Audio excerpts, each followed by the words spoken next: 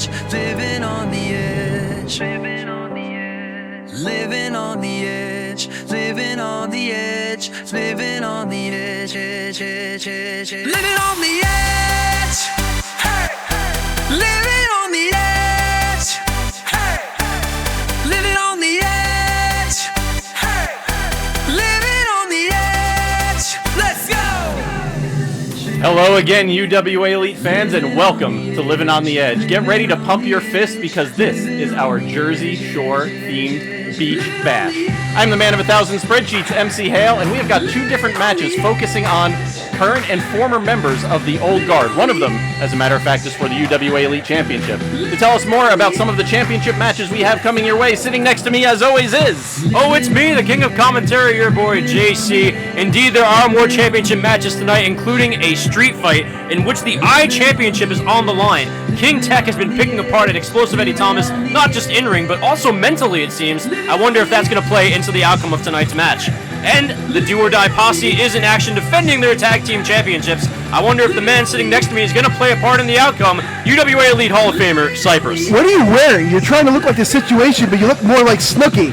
But yeah, it's living on the edge, and who lives on the edge more than the Do or Die Posse? People are saying it's our biggest test tonight against Corey Dillinger and Matt Vertigo. Well, the Do or Die Posse is going to pass that test. We ready to go to ringside? Let's go to ringside. And every title win that I get, the mountain just gets a little higher. And there's no stopping the Iron Man champion. You didn't get rid of all of the staples here, Jim. You're right, thanks for the assist on that one. We're just making UWA a better place, aren't we? We're getting rid of all the bad guys. Yeah, I took them out myself because they no longer served a purpose. My purpose is for something greater. My purpose is for legacy. My purpose is for destiny. And it looks like destiny is staring me in the face. And I think my destiny will be fulfilled at Living on the Edge when I take that from your cold, dead hands. Whoa. Take a step back, Darth Lame. The Iron Man champ ain't going anywhere, and as long as I stand at the mountaintop, nothing can stop me, not even you. You're not even going to be standing anymore. After I get done with you, you're going to be 6 feet under. You're going to be down, and that Iron Man championship is going to be mine!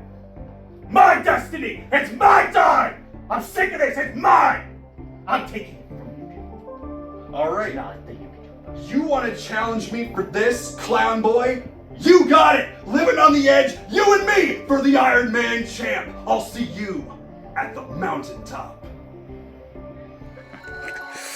And Jungle Jim, this championship match, it's not about survival.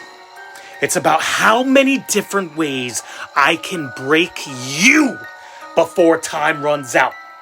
Because this isn't your jungle anymore. This is the edge, and I'm the one who pushes. And when the hourglass runs dry, and you're left coughing up pieces of who you used to be, just remember that you were never fighting for the Iron Man championship. You, Jungle Jim, were just living on the edge with Michael Massacre. You want to talk about destroying factions? Mike Massacre? No, I've been getting rid of the bad guys. You, on the other hand, have turned on your friends, painted your face, and decided to become a supervillain. Well, let me tell you something else. Where there's a villain, a hero always rises to the occasion. And on July 19th at the South River VFW, I will be the hero of the night when I take down the Space Clown. And as long as I stand on the mountaintop, you ain't gonna defeat me, and I'm going to make you know your place and shut your face. I'll see you at the biggest party of the summer. Living on the edge, living on the edge, living on the edge, living on the edge, living on the edge, living on the edge, living on the edge, living on the edge, hey, living on the edge, hey, living on the edge,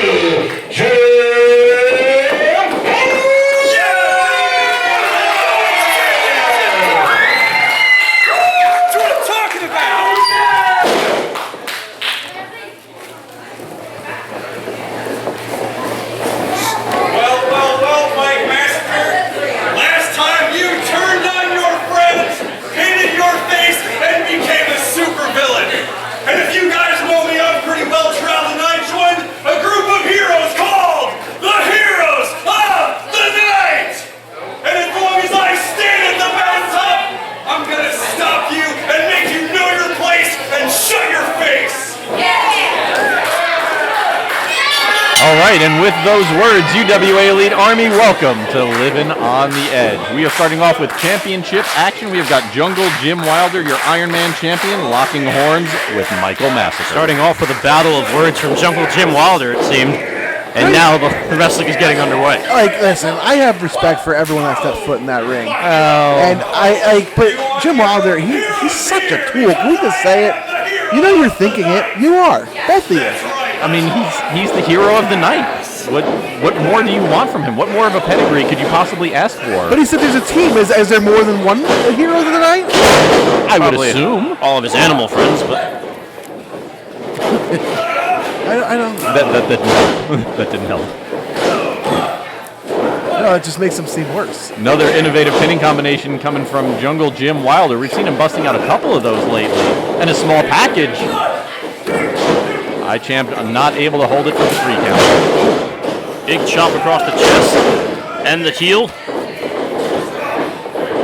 Ducks that clothesline. But met with a big right hand on the chin. And that clothesline takes him down.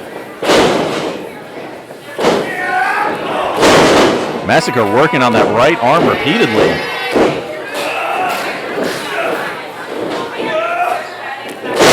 Oh! And if you notice, Jungle Jim had all those words in the beginning for Michael Massacre. Michael Massacre didn't say one thing. He's a man of few words. His actions are speaking louder than words right now. As Jungle Jim Wilder mentioned earlier, he did betray his friend and became a quote-unquote supervillain, if you will. This is a whole new side of Michael Massacre to begin with. This man is completely unhinged. Not only, I mean, he's a freak in the gym, but mentally, he has just lost it. Yeah, I mean, the dissolution of the Justice League was single-handedly by Michael Massacre, which was a little bit puzzling because Max Bane was kind of the glue holding that trio's tag team together.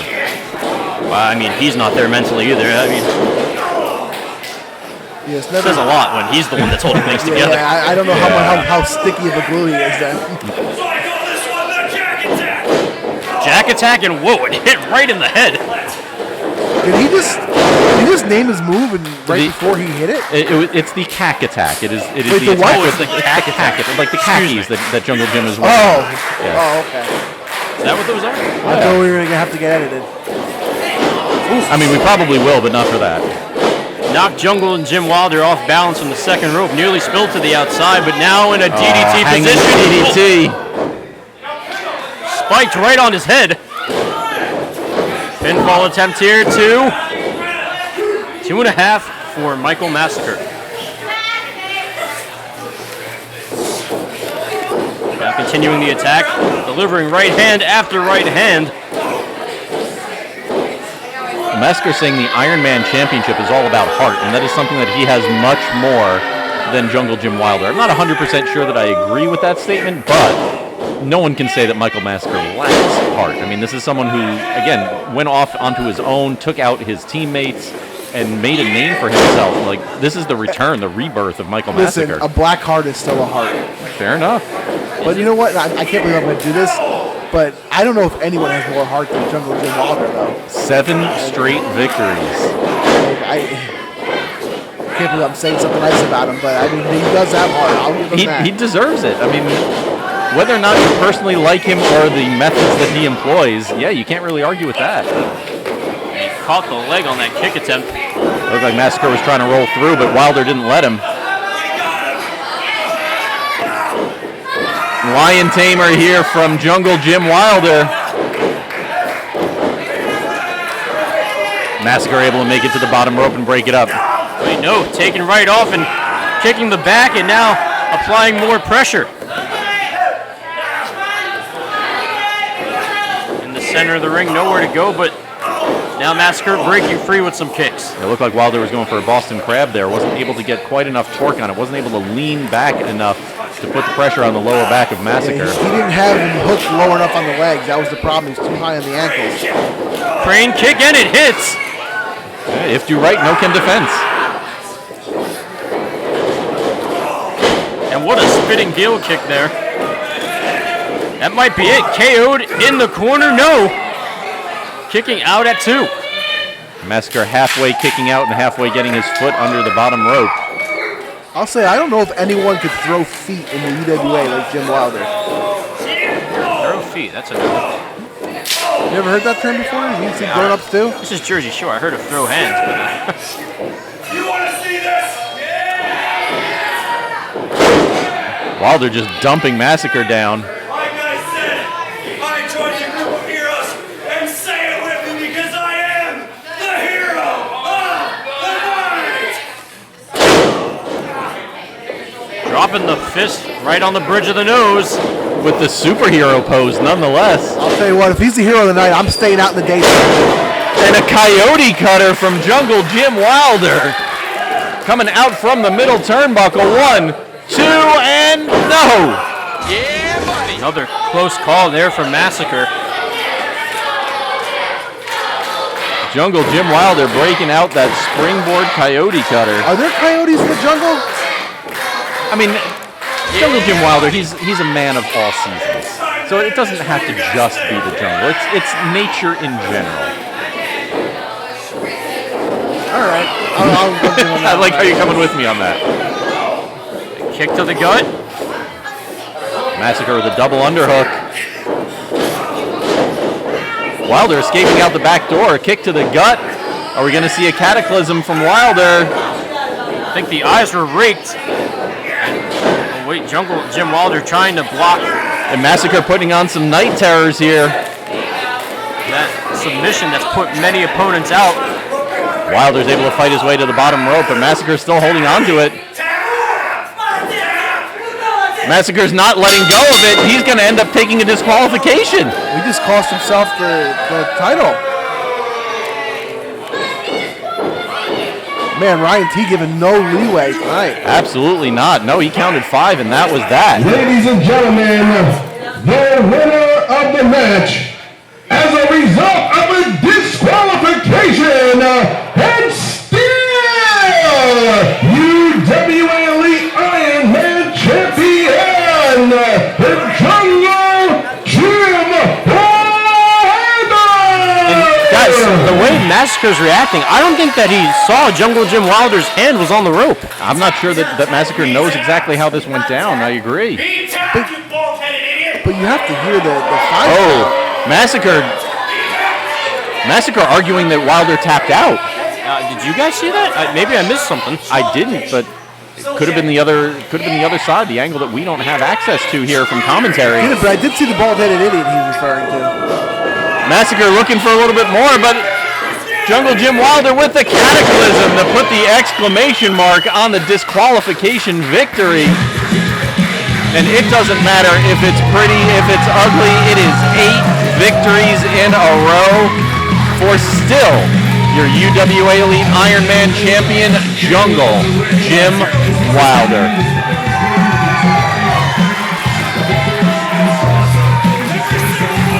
Thanks, don't forget, UWA Elite will be back here in South River, New Jersey on Saturday, September 13th for UWA Elite's most interactive show of the year, and I'm talking about iWrestle. Visit UWAElite.com for tickets and details. Head over there, get your tickets for UWA Elite's iWrestle today.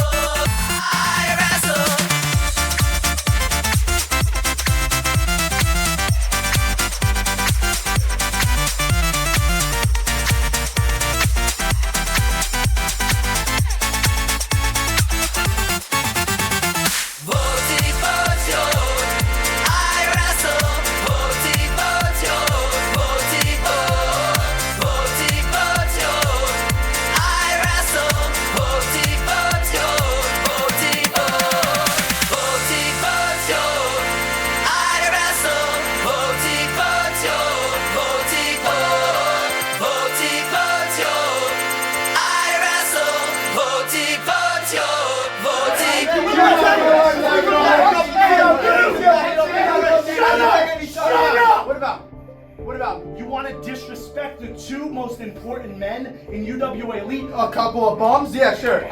Bums. Yeah. Bums. Recruiting the Lost Boys for the contingent. I You're better am, than that. I You're am better busy. than that. I You're am better than busy in July. But how about if we're such bums, you try to take out a former UWA Elite champion like your boys did tonight? Okay. I will. And I'll do it the right way. You got it. The right way. There's a right and a wrong way. You to lose this every time. BT Bull, you have a match coming up with Athan Promise at Livin on the Edge. You guys seem to kind of butt heads a little bit in the interview. Athan Promise stuck his nose in business that wasn't his. We were talking to the Lost Boys, and on July 19th, I'm going to prove to Athan Promise that he should mind his business. Why are you sticking your snouts where they don't belong, huh? This is between us. So you know what? Bull, you're very accomplished. You know, you're a UWA Elite champion, great. You're the first ever Grand Slam champion, great. You've done it all in UWA. That's great, but you haven't beaten me. You haven't beaten me. And I haven't beaten anyone in a long time. So you know what I'm gonna do at Livin on the Edge, Bull? I'm gonna beat a former champion. And when you charge, Ole, I'm gonna step out the way and kick you. And you're gonna be cooked meat, bozo. Living on the edge, living on the edge, living on the edge, living on the edge, living on the edge, living on the edge, living on the edge, living on the edge, hey, living on the edge, hey, living on the edge, hey, living on the edge, let's go!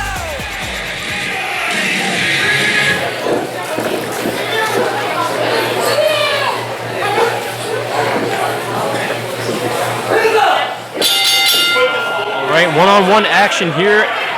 One of the Lost Boys, Athan Promise, taking on one half of the contingent, BT Bull. This is going to be quite a challenge for him. A little bit of mind games here from Athan Promise early on, and that's going to be very, very important because BT Bull has a huge psychological advantage in this one. I mean, is there red on that shirt? I'm a little confused as to why he's waving it at BT Bull. So in case you weren't aware, it is actually not the color red that infuriates bulls. It is the movement of the cape itself. It's actually Is it not really? a color thing. Yes, it's a little bit of knowledge dropping on you today, JC. Why do you know that? What is that spreadsheet number, like 965? I am absolutely full of useless information. That's what the teacher said. I think it was a full of something else. Was he your teacher, JC? No. Sadly, he was out of the teaching job when I was in school. I was gonna say because he failed. Big arm drag by Athan Promise, but nothing doing from BT Bull. Now I gotta say, for the first time in years since the Lost Boys debuted in your UWA Elite, Athan Promise right now with what's going on is truly a Lost Boy. It's true. I mean, the back break kid has kind of lost out with Ryzz and Miles Penn. Not quite splitting off, but kind of splitting off. Like, what's the status of the Lost Boys at this point? I don't know, but I kind of liked what I see in Ryzz and Miles Penn. We will see them in action a little bit later on against the shot callers. And a test of strength from Athan Promise and BT Bull. Wait, had him fooled there. Kick to the gut, now going to the sky. And that is exactly what Athan Promise is going to need to do in this match. A unique arm drag of sorts and trying to get Bull off his feet, but Bull pushes him to the side. Yeah, that's not the way to do it. Oh, what a kick to the side of the head.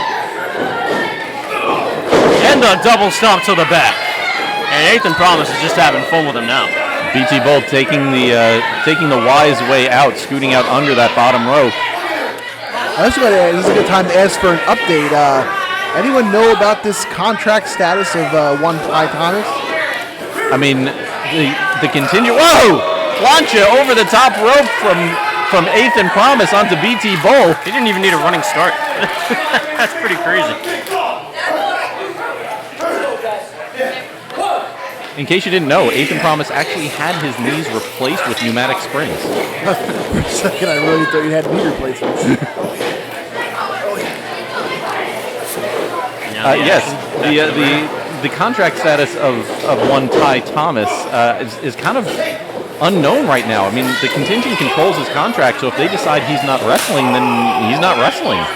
Ty said he's going to try and get him around it somehow, but I'm not 100% sure how he plans on doing that. Until then, the contingent is pretty much just BT Bull and Eric Corvis.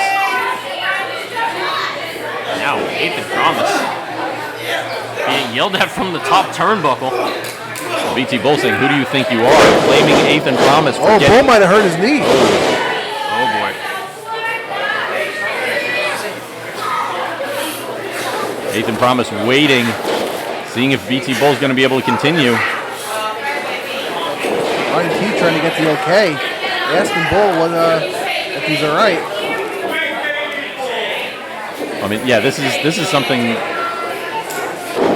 Oh, there it is.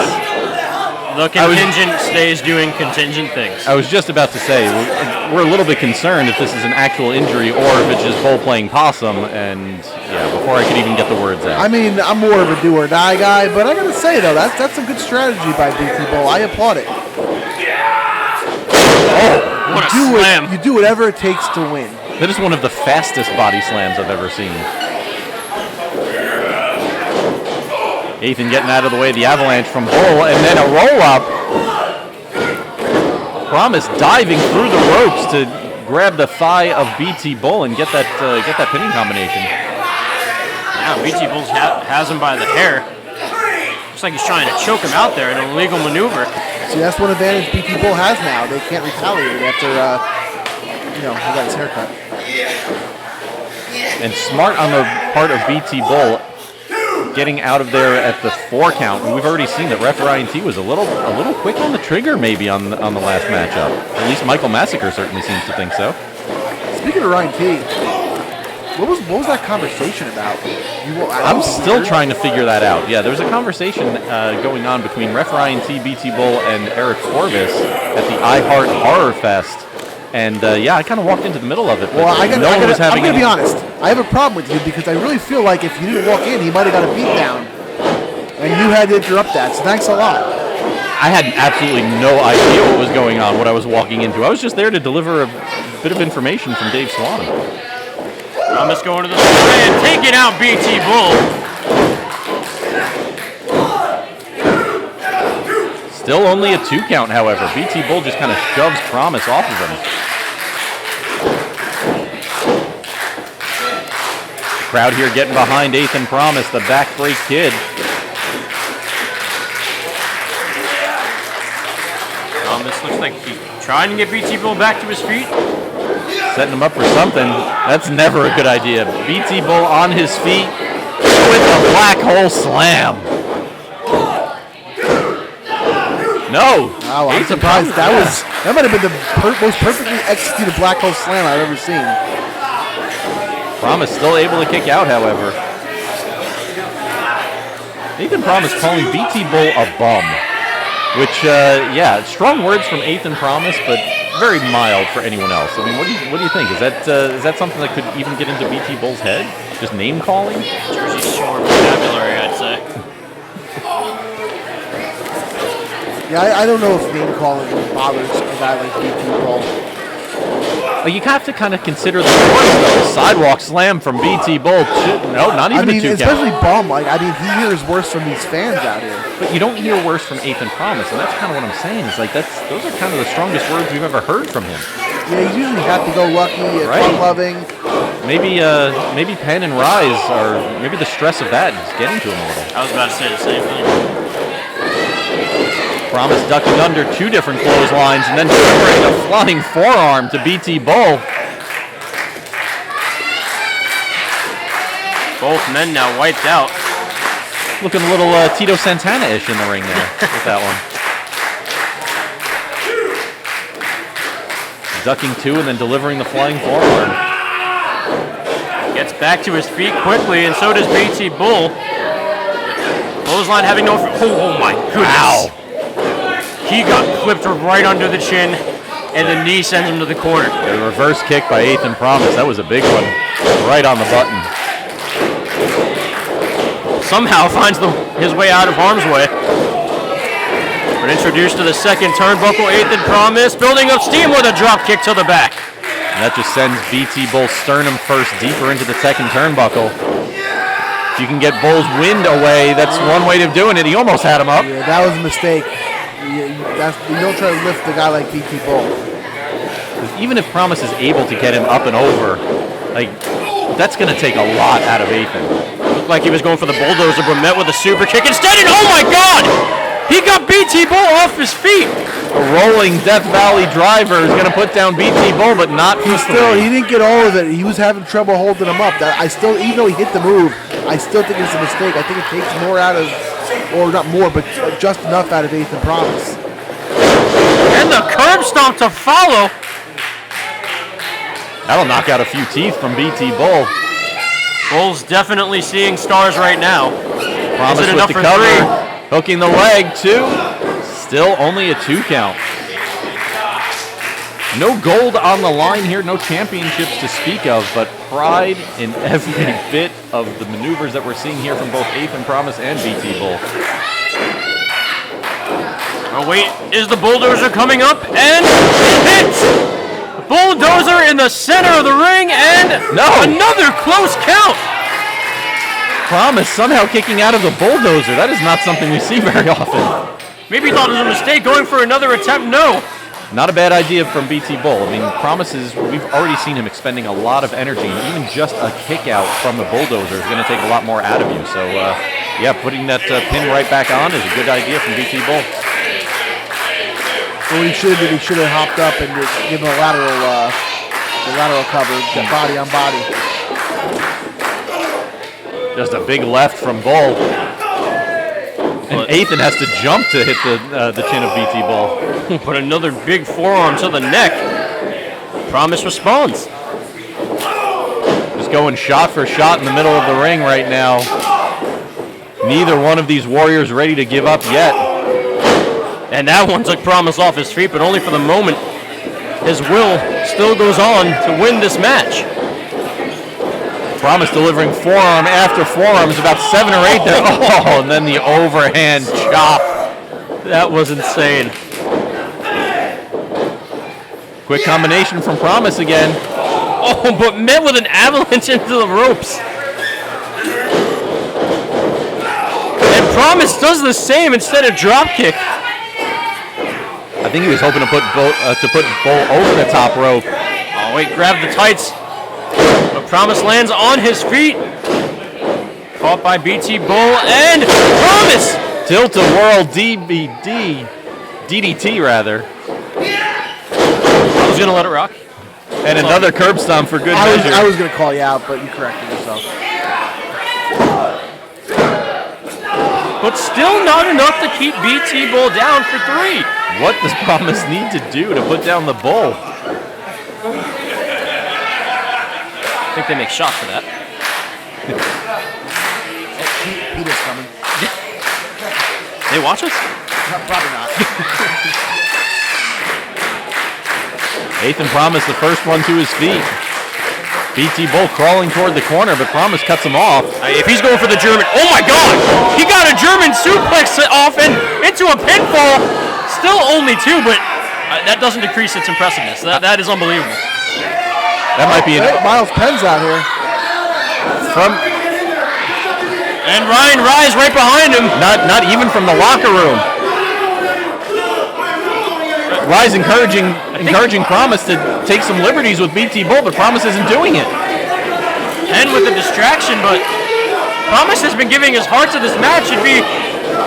Penn is doing his level bet. Look, Athan Promise just shoved his teammate. It'd be wrong of him to do it now. And security trying to get Miles Penn off the apron. Well, finally, Ryzz and Miles Penn both leave, but that opens up the door for BT Bull putting on the rear naked choke. Athan Promise is going to go to sleep, and that's it.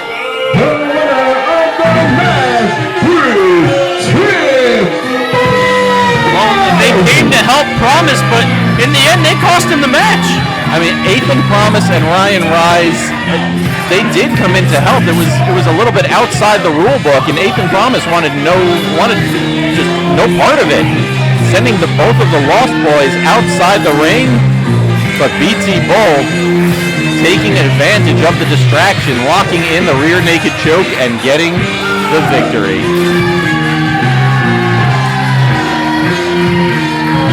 Folks, coming up next, we have got SDM against the Outlaw Jim Logan. Sean Damage McNelis taking on Jim. We are going to see how this one happened, how this came to be. This is your UWA Elite Rewind. I was in town to say hello to some old friends, to my brothers, but I swear I heard you say the word coward and include me.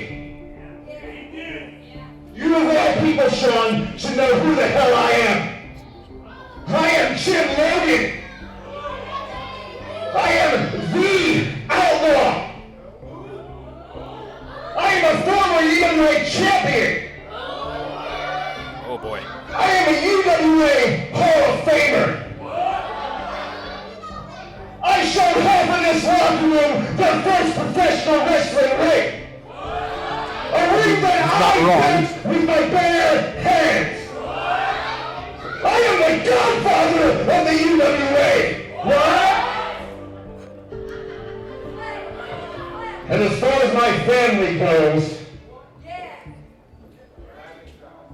if we can get on the same page for 5 freaking minutes, we can run this place into the ground simply because we felt like it. So keep our name out of your damn mouth. You know, it's very funny that now all of a sudden you choose to be a Wynant? Now? After all these years? Hell, I'm more of a Wynant than you and your stinking brothers ever were. Interesting.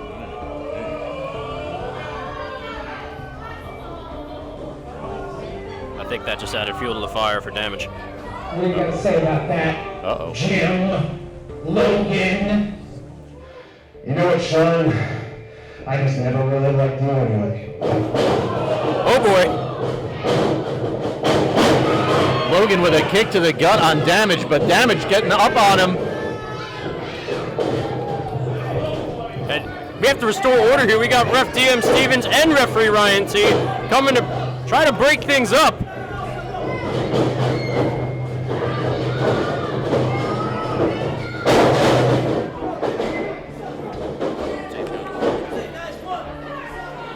Our officials finally looks like they're able to separate the two. We'll see how long that lasts.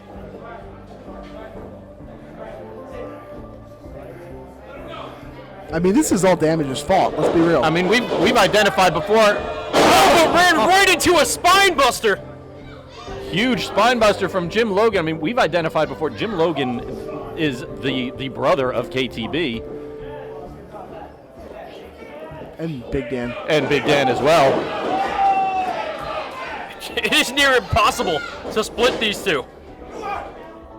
You've been running your whole life, Jim.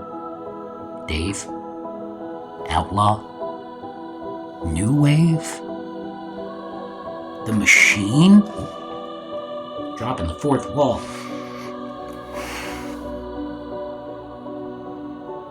Jim, you're a godfather. I'm a father. And just as I have raised my 10-year-old daughter, I have saw to the rise of the UWA Elite. And granted, the UWA Elite may not be what I thought it was going to be. But I'm exactly who I thought I was going to be, and you're exactly who I've known you to be since I met you 23 years ago. You can prove me wrong.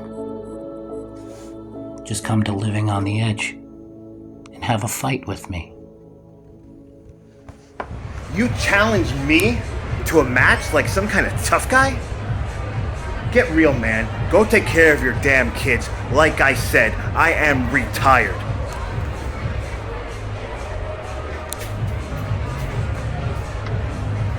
But I'll tell you what. If the entire locker room will take a pay cut so the UWA can afford me, fine. If Damage wants to get slapped around in front of the rest of the jabronis in the South River, fine. Then I'll see you on July 19th at United Mud Show Wrestling's Living on the Edge. of monotony in South Loserville, New Jersey. Stay up to date with everything going down in UWA Elite on the official UWA Elite social media channels.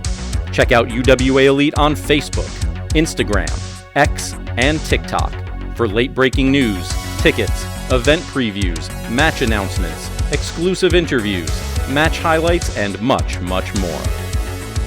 Get closer to the action than ever before when you follow UWA Elite on social media. Living on the edge, living on the edge, living on the edge, living on the edge, living on the edge, living on the edge, living on the edge, living on the edge, hey, living on the edge, hey, living on the edge, hey, living on the edge, let's go! Take it out of my ring.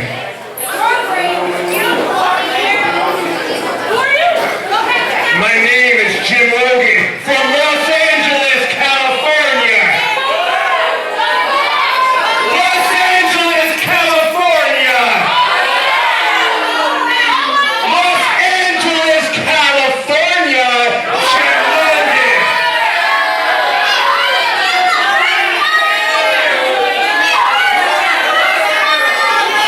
If you imbeciles can shut up for 5 seconds, I have an important announcement.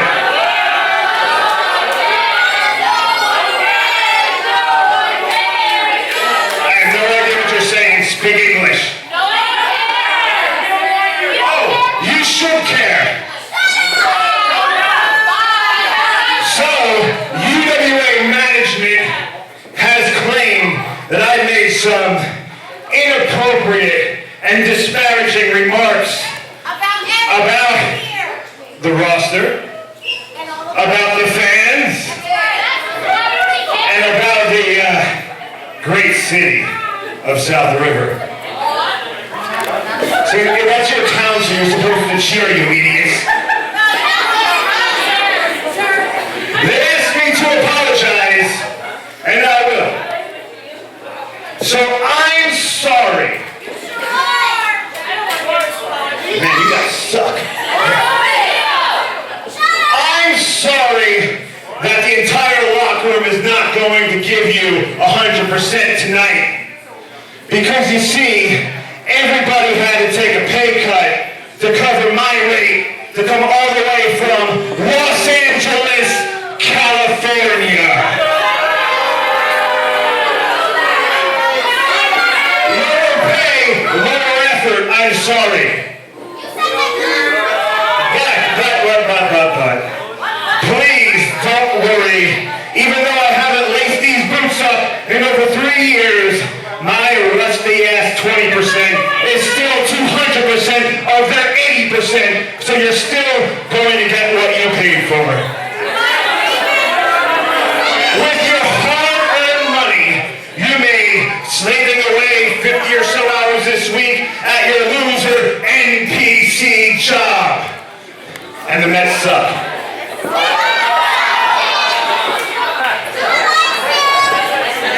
And now that you've spent most of it on cigarettes and lottery tickets, hoping luck will change your life, rather than working hard and taking chances like me. Is this a wrestling match or a talk show? It's a talk show now. It's whatever I want it to be, lady.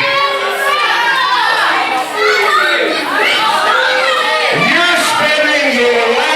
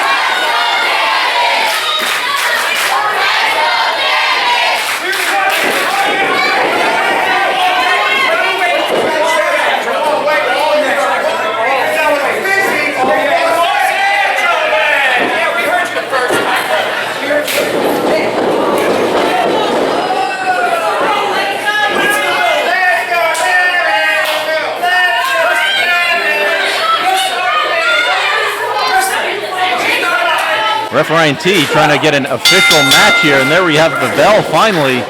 We're going to get Sean Damage McNelis against the Outlaw Jim Logan. And, you know, I expect this to be an instant classic, not only because these are both great wrestlers, but before the show, Dave Swan was showing me some old school UWA Elite content. And there was a 2004 show in which Sean Damage McNelis took on Jim Logan. So this rivalry dates back all the way to the beginning of UWA Elite. Make sure you're catching all of the UWA Elite action on the UWA Elite Network, powered by YouTube. There you go. Let's get in the plug. Jim Logan not letting go of that side headlock, but he does after that. Sends Damage down to the mat with a shoulder tackle. Reminding us all where he's from. Oh, where's he from? You didn't hear it the first 10 times?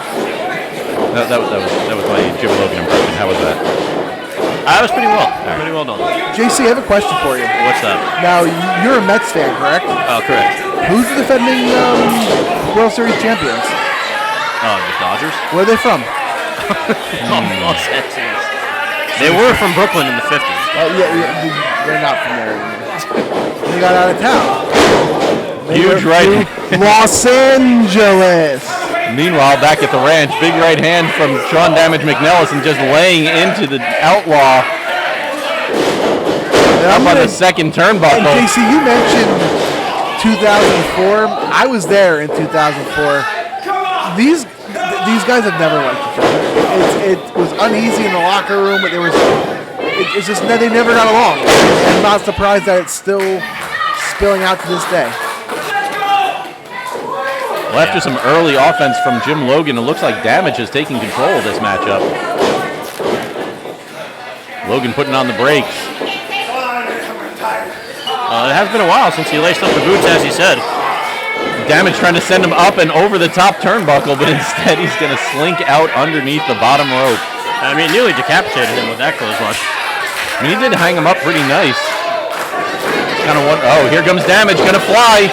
Plancha.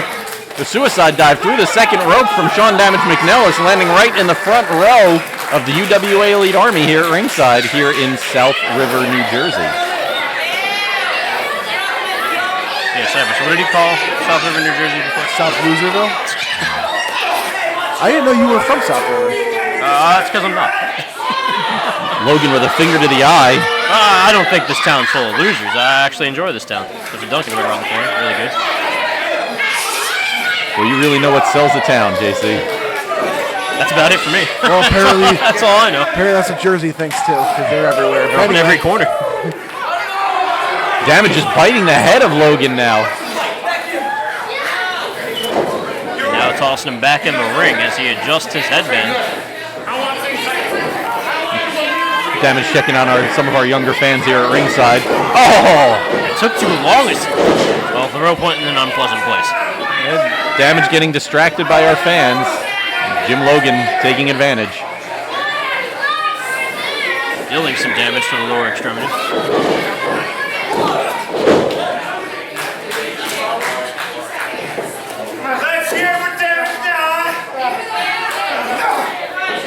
Logan taunting our fans, saying cheer for your man now. You know, I don't know how true this is, but I heard Damage got to the show today and like a beat-up old jalopy, and Jim Logan was eating shrimp and caviar in first class on his way here. A slop jalop? It's certainly a possibility. I mean, we are talking about someone from Los Angeles, California.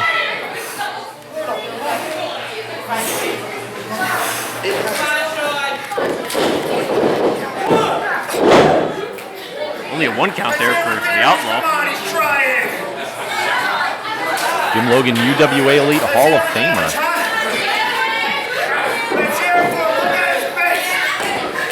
As a matter of fact, his Hall of Fame induction was one of the first UWA Elite events that I was part of. Oh yeah, you were.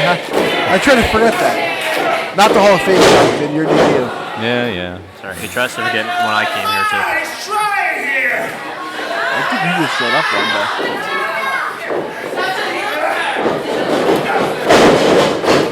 Logan working on the left arm and then a clothesline to Damage. Crowd trying to get behind him. Looks like Damage is running low on energy as his life is being choked out of him. All the weight slides to his back and the neck. Jim Logan is a big dude. He doesn't look like it because he's thin, but he is a tall, muscular guy. So even just that amount of weight on the middle rope was certainly taking some of the wind out of the sails of Damage, and that backbreaker is going to do a little bit more damage too.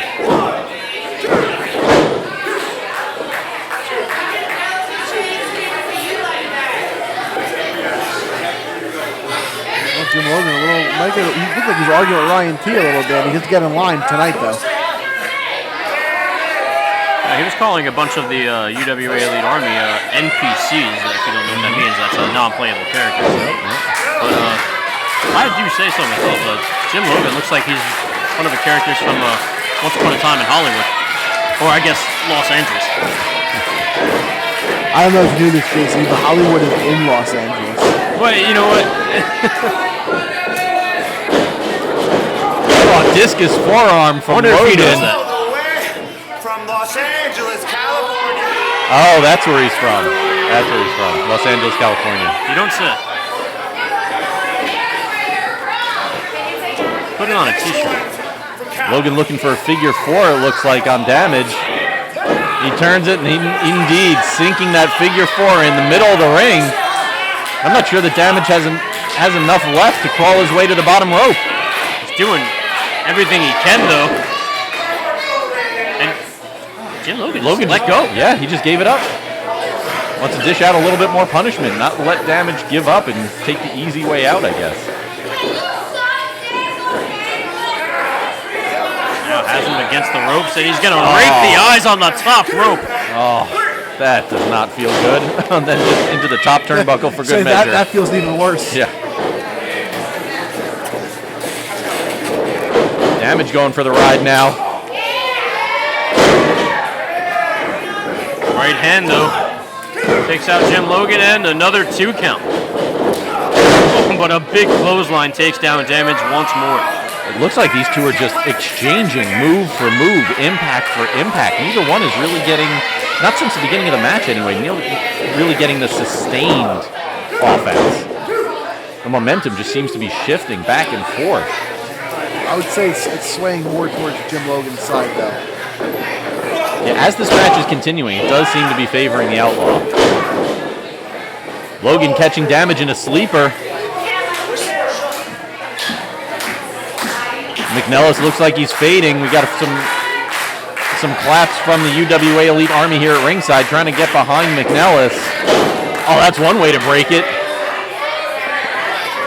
Jawbreaker from Damage onto Logan. Damage doesn't look like he knows where he is. Kick to the gut. Damage. Powerbomb, no, not able to hold on to it. And the running flatliner, the celebration from SDM. And that would be a prime opportunity for a pinfall, but neither one able to throw an arm over the other. Just make your opponent kick out. That's all you need to do right now. Make him expend a little bit more energy. But both McNelis and Logan, I think the tank is empty on both of them. Well, both men finally getting up to their feet. Logan ducking the clothesline for Damage, but the second one connects. Big double axe handle. Damage says you're done. We're finishing it now. There's the shoulder separator. It's usually a setup to the devastation. Almost suplex instead. Damage slid off of Logan. That just goes to show you how much this match has taken out of him. And that slip, I think, cost him the match. If he didn't slip, I think he would have 3. Yeah, Jim Logan just barely kicking out. Every fraction of a second counts here. Are you talking about regular fractions or like math as in Jim Logan math? I mean, that was impressive. It was, yeah, what was it 20% of the 80% of the 2% of something like that? Yeah.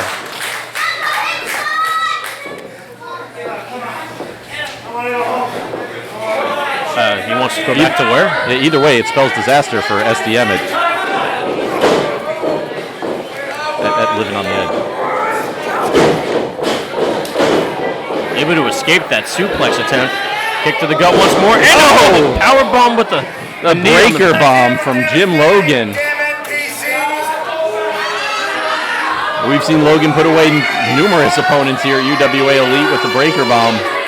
And now it seems like it's wasting time. Why wouldn't he go for a pinfall? Well, he's too busy telling all these NPCs what he really thinks about him.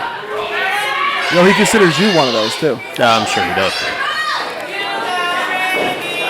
I asked him that, actually, before the show. I said, do you consider JC an NPC? You know what he said? Who's that? Who the hell is JC? Yep. I know. It's crazy, because I'm pretty sure I introduced him for his UWA Elite Hall of Fame.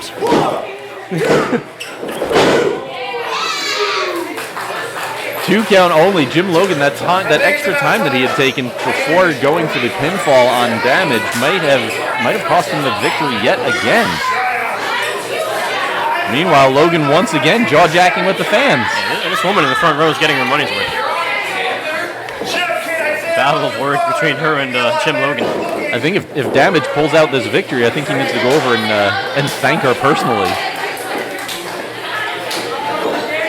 Not as bad as Carlos Mendoza being mad at a ball being called strike. Fireman's carry from Jim Logan. Where is Damage going to end up? He's going to sneak out the back door, and there it is! Devastation! Hooking the leg 1, 2, and 3! Ladies and gentlemen, match Damage McNelis! Well, Jim Logan just simply took too much time. He had him on the shoulders for the fireman's carry, took his sweet time, and it cost him the match. I mean, he had this locked up. He had Sean Damage McNelis on the ropes literally at times. But yeah, deciding to jaw-jack with the fans a little bit, to run down the fans here at South River, New Jersey. And in the end, that spells victory for your winner, Sean Damage McNelis. Folks, we have got a street fight coming up for the UWA Elite iChampionship. Eddie Thomas defending against King Tech. Let's see how Eddie got that belt, that victory back at Aggression. This is your UWA Elite Rewind. Wait, but Bulldog Pittman, he has a hold of the keys, and he takes him out of the possession of Tech. Well, King Tech now weaponless. Oh, I think he just kicked out the knee of Tech. Oh, and the chop block. Going after that knee that he might have possibly injured, and the figure C4 locked in once more. And look at where he is. King Tech in the middle of the ring, got nowhere to go. That is a long way to go to break up this submission. Yeah, he's not in a good spot. Eddie Thomas looking to be a new champ, new iChamp.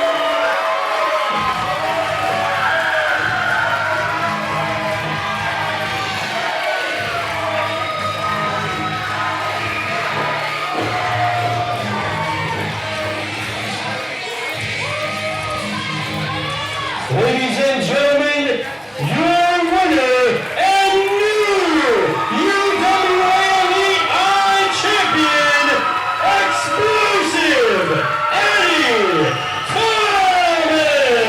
I'll catch up with you in a little bit, alright? You got it. Congrats, champ. Congrats. Love you, Bush.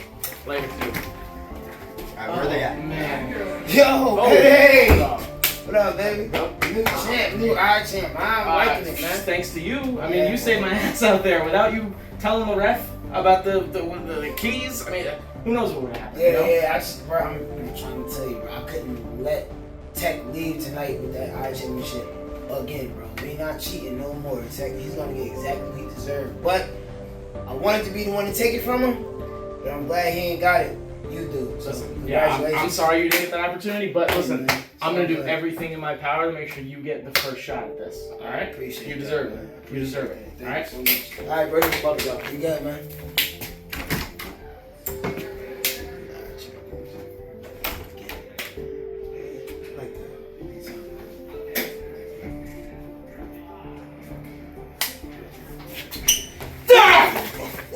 God damn it! Why did you make make me do that! I didn't want to do that! Whoa!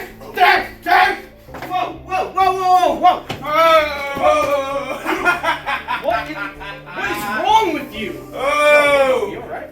Why did you make me do that, bulldog? What is wrong with you? If you thought you were done with the Great Awakening, you're wrong. The Great Awakening isn't done with you. I want a rematch, and I wanted it living on the edge. And Bulldog Pittman isn't gonna be able to help you this time. You get out of my face. You want a rematch? You've got a rematch. And you know what? You want to be a little bitch and use weapons, use keys? Guess what? We're gonna have a street fight. You can use whatever you want because guess what? I'm gonna use whatever I want too.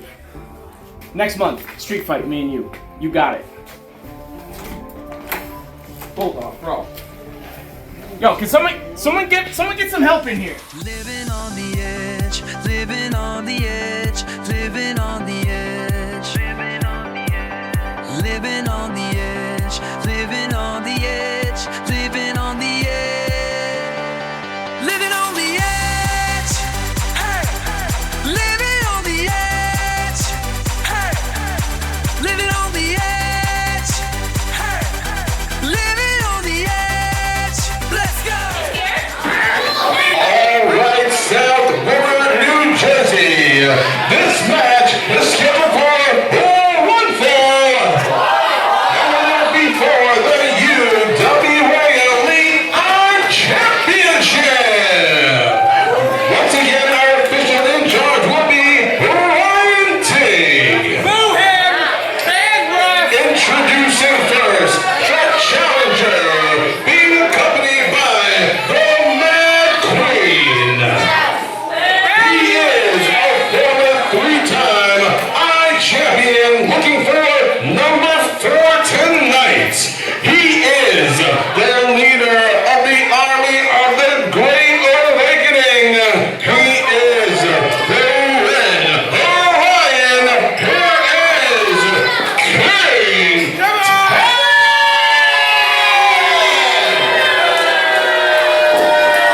She likes me!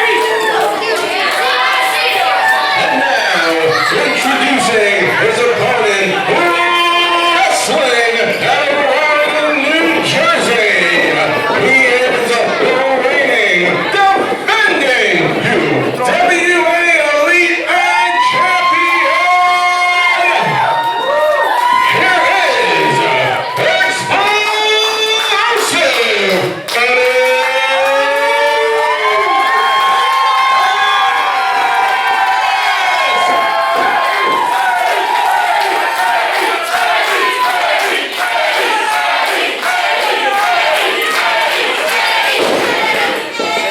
Shut up!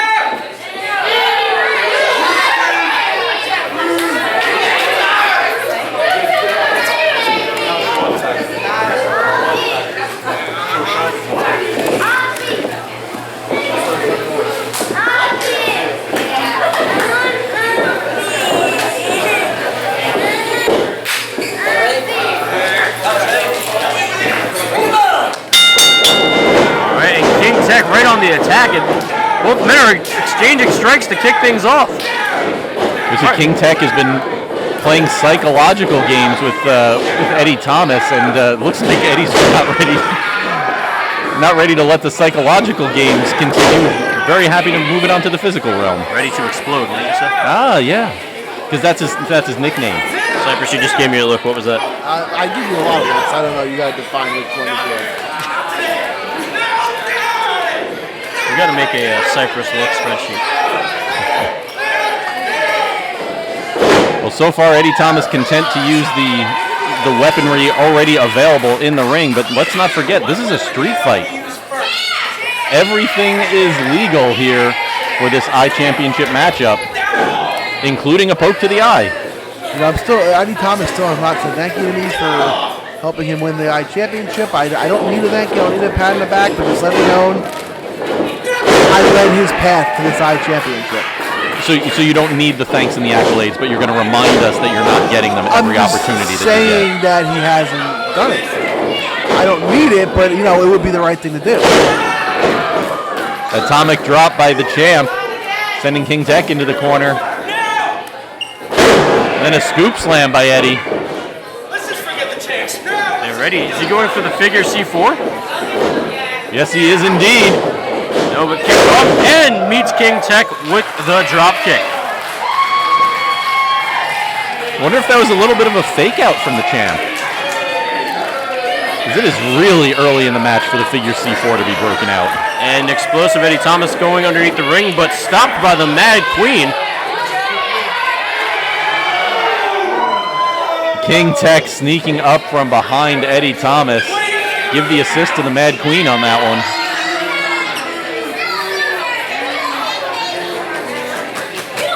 Well, they are in a dangerous spot now, not just because of the ring posts, but because there is weaponry galore underneath that ring apron. We would have found out, but Fighting Queen got in the way. Accidentally. Sometimes you're out there, you don't realize you're in the way because she's not used to being part of the street fights, and she probably didn't do it on purpose. Are you calling Mad Queen clumsy? No, I'm saying she didn't realize that there was, she probably was not used to a street fight. Oh, unaware. Yeah, so she was just standing there, and she didn't know that, Eddie Thomas wanted a weapon. She's the manager. Manager's allowed to be out outside. Lighting up the chest of explosive Eddie Thomas.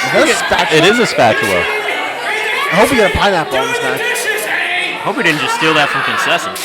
I guess my dinner just went out the window. No hamburgers. You don't need any more of those. Tech sending Eddie back into the ring under the bottom rope. I guess that's why Rich got the mozzarella stick. Leaving the spatula behind. Come on, you got this one, MCL. You got it. I refuse. No, go ahead. You call it. Oh, what an enziguri. It was a technical knockout. Yes, I'm aware. Me and Cypress both looked in your direction, and we really wanted you to call that. I could feel your eyes on me. As King Tech now turning his eyes underneath the ring, looking for some more implements of destruction. Is that a crutch? That indeed is a crutch. And now we're going outside the building completely. I mean, talk about mind games. Explosive Eddie Thomas needed one of those things to hold himself up when he got his ACL repaired. Well, the Mad Queen holding the door open, and now we've got a step ladder. Oh, he's getting rid of the weapon. Smart move. All right, so I guess my concept of mind games is out the door. Literally. I guess King Tech thinks he can beat Eddie in the ring. Do it legally. Well, you also have to wonder, those set of keys are somewhere working. Oh, absolutely. A good call, Cypress. I totally forgot about this. That's why I am a top broadcast journalist and you're you. Well, speaking more to the keys, what do they unlock? Well, Mad Queen has just thrown a chair into the ring. You gotta purchase the DLC to find that out. Does it unlock the weapon of the new gods, as you said? Can we see the Great Awakening? I still want to know what the Great Awakening is. I'm waiting. The Mad Queen sending the chair into the ring to help out King Tech. That's the move we had commentary here called pulling a cypress. I never gave King Tech a chair. Not King Tech, but you know who. Once again, the Mad Queen getting involved in this match, distracting Eddie Thomas. Eddie saying, if you want to get in the ring, come on ahead. But that gave King Tech enough time to recover and take out the leg of Eddie Thomas. It's a drop kick to that injured knee. Surgically repaired knee of Eddie Thomas.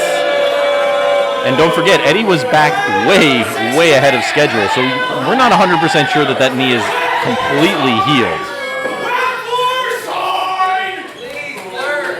He's just yelling out to the Fighting Queen what weapons he wants. I mean, it worked. He literally got a wet floor sign. Yeah, he placed the order, and the order was delivered. Eddie trying to keep it away from Tech. Tech with all sorts of bad thoughts right now.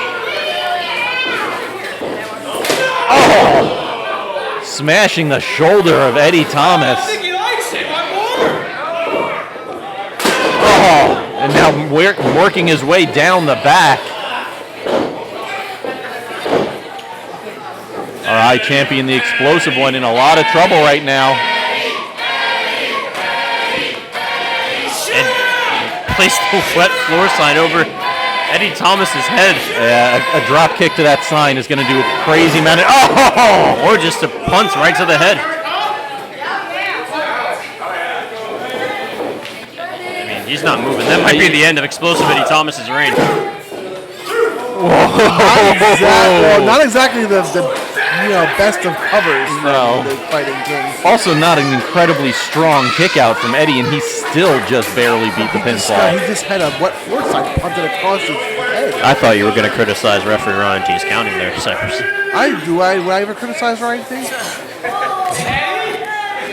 Come on, Cypress. Even you know the answer to that one. I know, the guy's taking a lot of heat tonight. More damage to that shoulder being done. Now King Tech switching over to the right side. I mean, truly picking apart Explosive Eddie Thomas. Focusing on the trapezius muscle. That's fancy. I never heard of that one before. We have this? Yeah, it's also referred to as your trap. Oh, okay, there we go. You never heard of Eddie Thomas! Where did that come from? Thank God, Eddie Thomas just got me out of the situation. I see what you did there. And now going to the top rope. We're going to test if that knee can stand the pressure.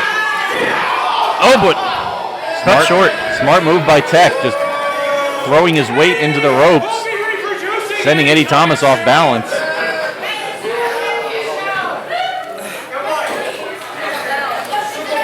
Now Tech going to meet him in the corner. Shot to the ribcage and a shot to the head. Superplex getting set up here by King Tech. And the King has fallen. Eddie from the top turnbuckle. Swanton, nobody home though. And if his back was bad before, it's extremely bad right now. Oh, King Tech calling for the keys. Keys to his car to get out of this match? Or? The keys to the future of UWA Elite is how he has referred to them before. You know, if I had someone like the Fighting Queen by my side when I was wrestling, they had new weapons, maybe I would have had a longer career. Eddie Thomas on wobbly legs. Catches King Tech though. And a Manhattan drop. The worst Manhattan drop. An atomic, well no, it's already an atomic drop. Oh! Kicked into the wedge steel chair and his head went right through the seat of that chair. Eddie Thomas actually went through the middle turnbuckle. No, I forgot that chair was there until his head collided with it. Good Lord. If Eddie didn't have a concussion before. I mean, Ryan T has checked on him, said he's okay to continue, but... And now King Tech has his hands on the keys. Oh wait, no, he tossed him back to the Mad Queen. I mean, there's a "Let's Go Eddie" chant, but could it be too little, too late? Yeah, I don't think Eddie's going anywhere. 1, 2. Wait, no. Not quite enough. Not quite enough to put away the iChampion. King Tech looking for his 4th iChampionship title reign. But the explosive one not ready to give up that belt yet. He's only held it for 4 weeks. And now back to the wet floor sign and maybe a chair as he looks for more. We haven't seen the cane yet. That's been a frequent weapon used by both King Tech and the Mad Queen. Takes him out and just shoves him back to the apron and stomps the back. Right between the shoulder blades. Tech's planting that boot. The good thing for Eddie Thomas is Tech is working his back so bad right now, he'll forget about his knee. That's a fair point. I mean, he's certainly switched focus. Strategy by King Tech, or is it going to backfire? Now he's got the steel trash can lids in the ring. Just putting together everything and anything he could find. Well, Eddie went to grab the chair and Tech just squished his fingers in between the chair. With no weapons for you, Eddie. Eddie Thomas has been unable to grab one weapon in this match.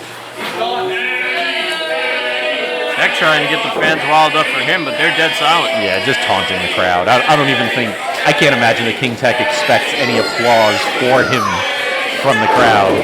Well, only the ones that are following the Great Awakening.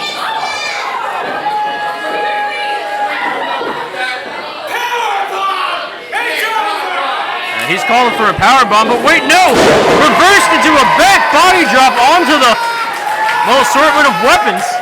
Hey, we got chairs, we've got garbage can lids, and we've got King Tech. He made the cardinal mistake. Never call out the name of the move before you do it. And a running blockbuster from explosive Eddie Thomas. I think he might have hurt himself there too. And now going after the left knee. You can see Eddie Thomas is still nursing his own injury, his own injured knee. Fisherman suplex. Onto the weapons, 1, 2. Oh, no, another close count. Not quite perfect from Eddie Thomas.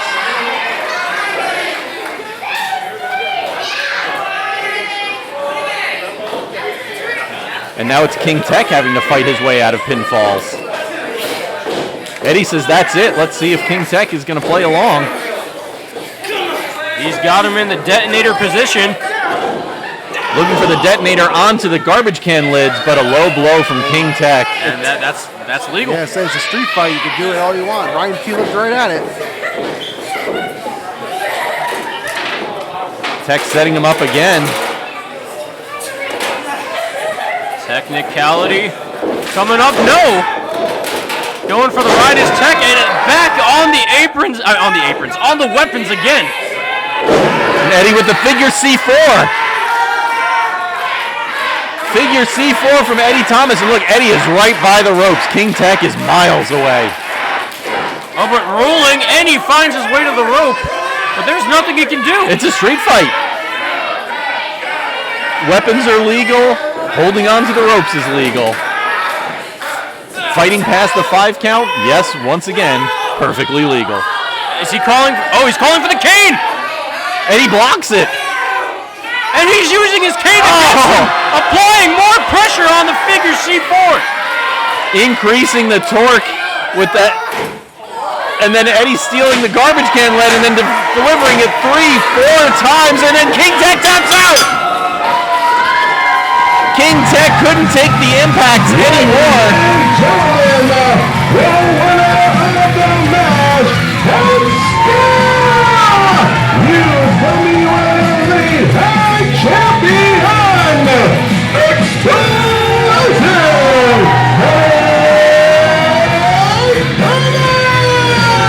What a match. It goes to show that the mind games didn't get to explosive Eddie Thomas. He did everything and anything he could to keep down King Tech today. Yeah, it was the mind games from King Tech, as you said, JC, trying to get into the head of Eddie Thomas, but in the end, it was King Tech's own staff that he has used illegally to win match after match, being used against him by still your UWA Elite iChampion, explosive Eddie Thomas. UWA Elite fans, we will be returning to the Middlesex County Fair August 4th through 10th with 22 live events, including Crossroads. Visit UWAElite.com for more details.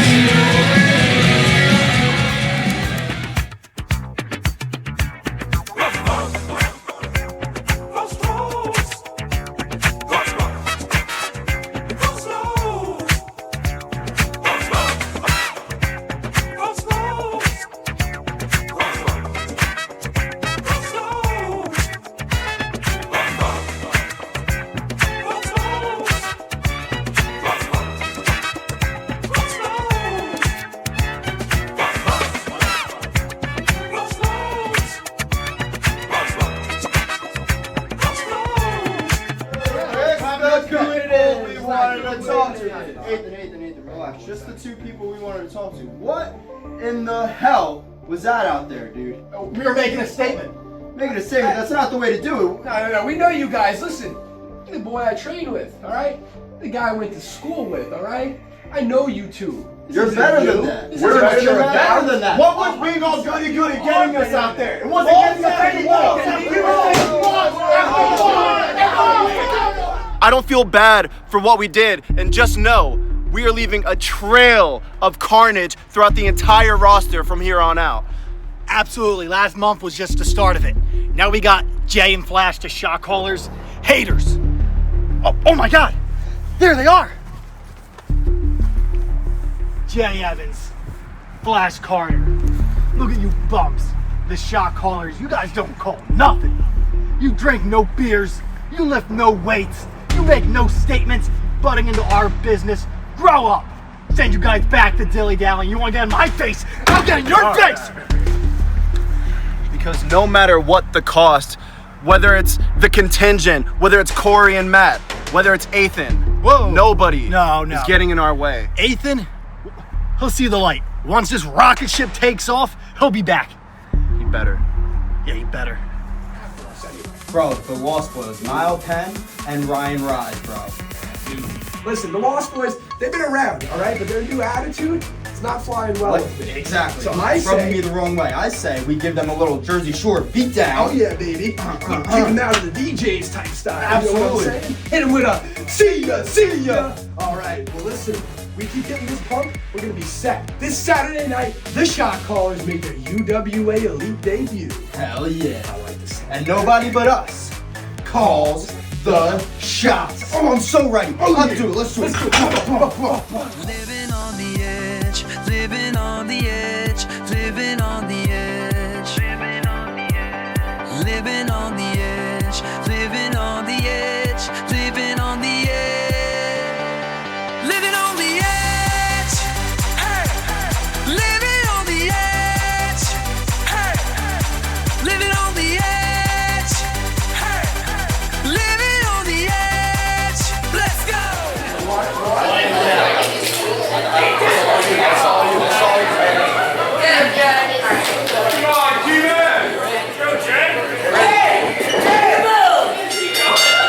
Alright, the new look Lost Boys taking on the, well, officially debuting shot callers. We did see them last month at Aggression, but they are now officially known as the shot callers.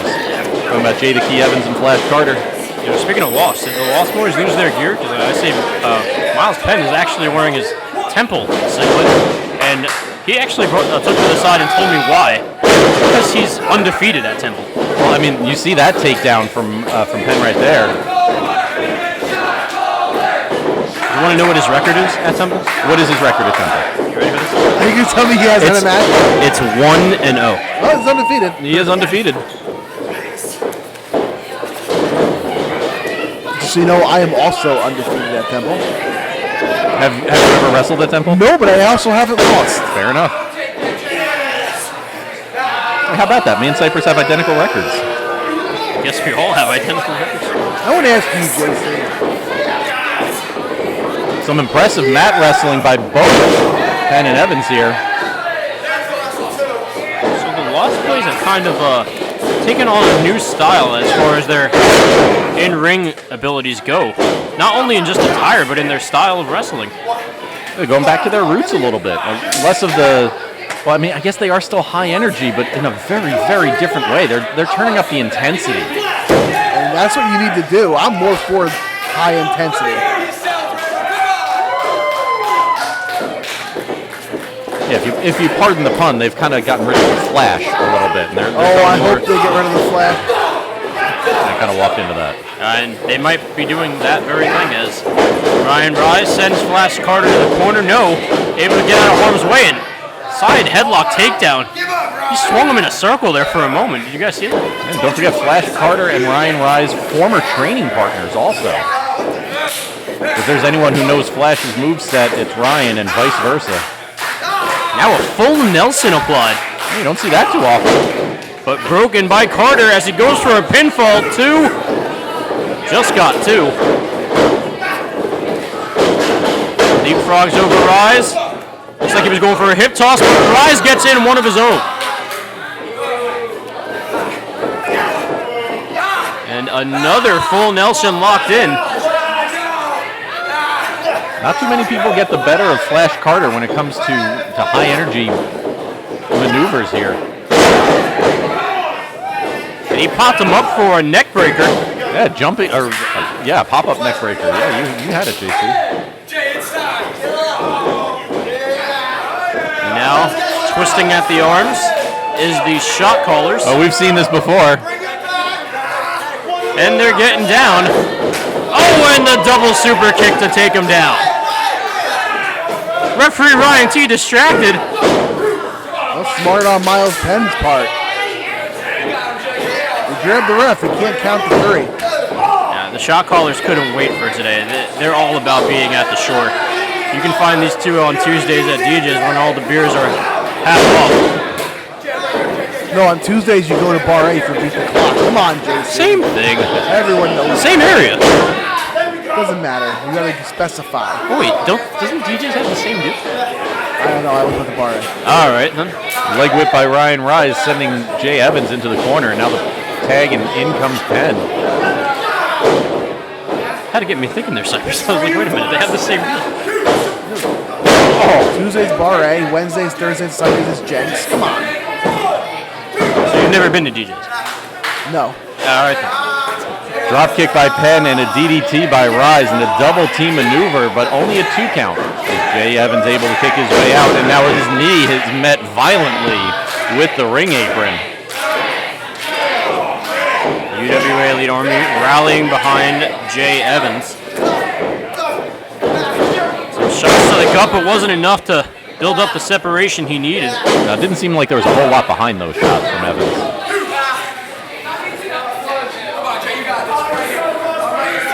Oh, and look at this. Penn mocking Jay Evans as he waves his hand at Flash Carter.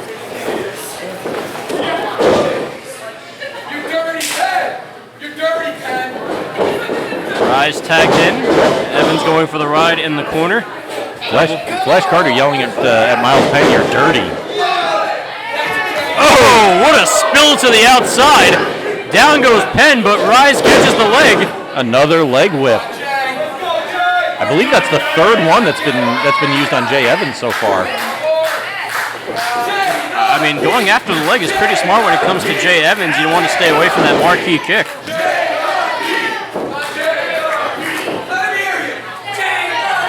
Ryzz going for the suplex. Oh, but Jay Evans reverses it into a snap suplex. I think Miles Penn is actually lost.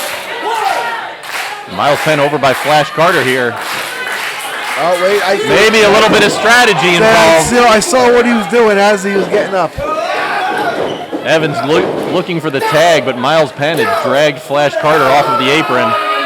No tag made, and Evans still at the mercy of Ryan Ryzz.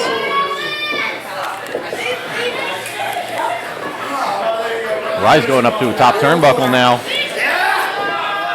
I mean, that's Flash's corner, but he's still down and out on the outside. Yeah, I would say Miles Penn took care of that.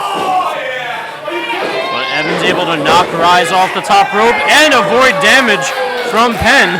Yeah, that's 2 nasty spills to the outside that Miles Penn just took in the span of 2 minutes. Well, now the tide has certainly turned. Jay Evans with a superplex onto Miles Penn.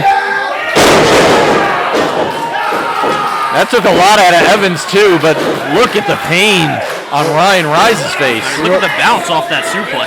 Flash has made his way back to the apron. I think Jay needs to make a tag here desperately.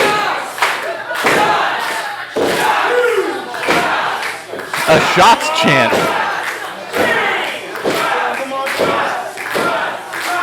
I mean, everybody. I get it. Tags made on both sides. Penn comes in, Carter comes in, double back handle from Flash Carter, and the Pele kick.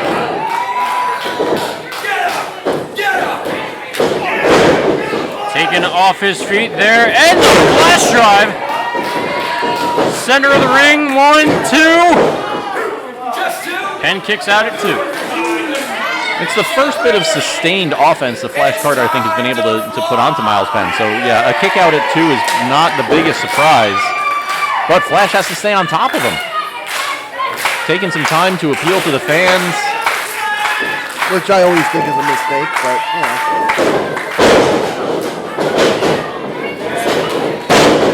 Super kick knocks Penn down once more.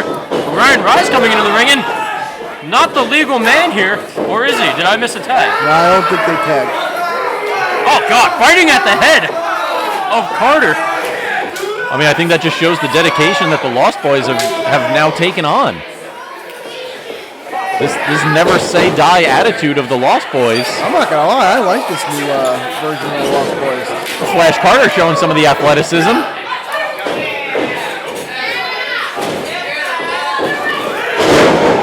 Flash looked like he was going for a crossbody, but Ryan was able to catch him. Looked like he turned him into a belly-to-belly in midair. I thought he was going for the rainbow cutter. It looks like we all had different points of view. Whatever it was, Ryan Ryzz was able to turn it into a bit of offense for the Lost Boys, nearly getting the pinning combination, and he has now pulled the straps down, and scientifically that adds 18% to your strength. That's just medicine. And a back body drop. Builds up some separation. Carter gets in the tag. Jay Evans is in. Ryan Ryzz trying to beg for mercy, but there is going to be none. Oh, from Jay Evans. Oh, one more. One more from the key. Oh, lighting up the chest more than a fireball shot. Just that thumping. Met with the big boot. Well, Evans catches Miles, and now Ryan Ryzz also, and something akin to the Doomsday device from the shot callers. Can we call that the last call? Because that was absolutely insane. They've got another thing called the last call. We'll see if we see it a little bit later on. I agree with you, UWA Elite Army. I'm not 100% sure what Ryan Ryzz was trying to do there. It looked like maybe trying to get a head scissor, but Jay Evans able to catch both of the Lost Boys. And a big assist from Flash Carter. The only problem now is we have four very, very broken down wrestlers here. Oh, now he's got the ankle lock applied. Well, that's what happens. You pull down those straps. It gives you the extra strength to lock in the ankle lock. We've seen this before. I think he might have got 19% out of it. It might be. Carter just slings him into the corner. Into the fireman's carry. Penn coming back in the ring. Yeah, Evans has a bad wheel right now.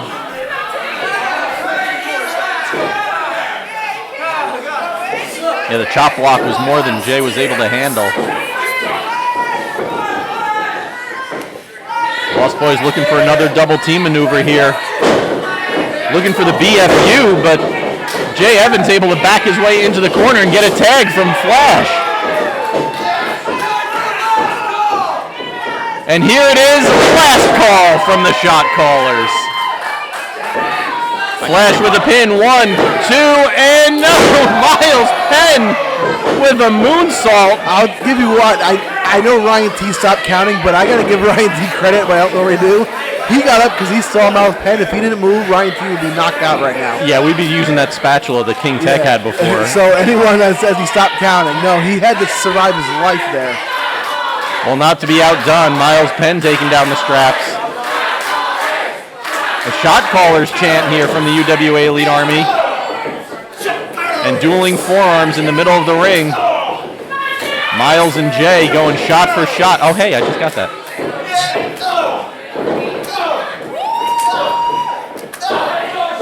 This continuous right hands from Jay Evans.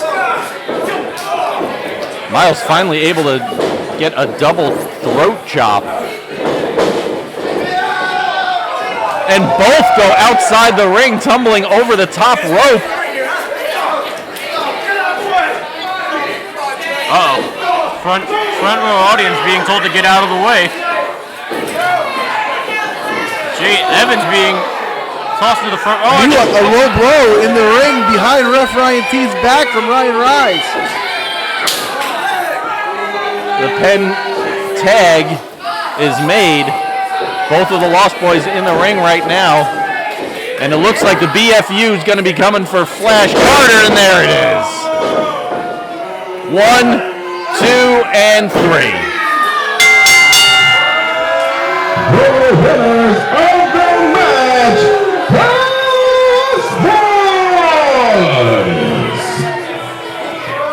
Lost Boys not making any friends here at ringside. Going outside the rulebook to get the victory on the shot callers.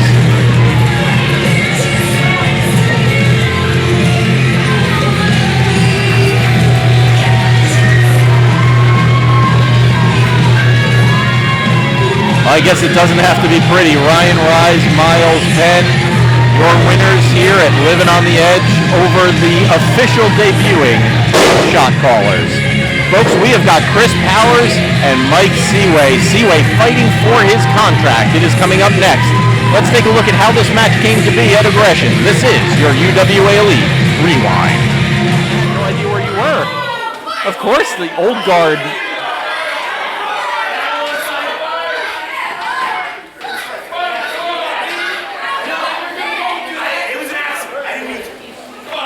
A little bit of dissension here.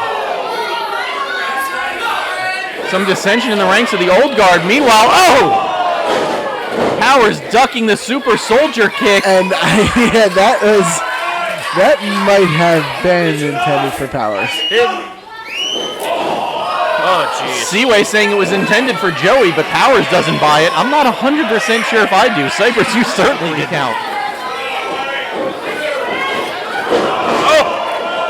And just cracked Seaway over the head with the helmet. I'm not sure that Powers cared who he hit there. No, I don't think so either.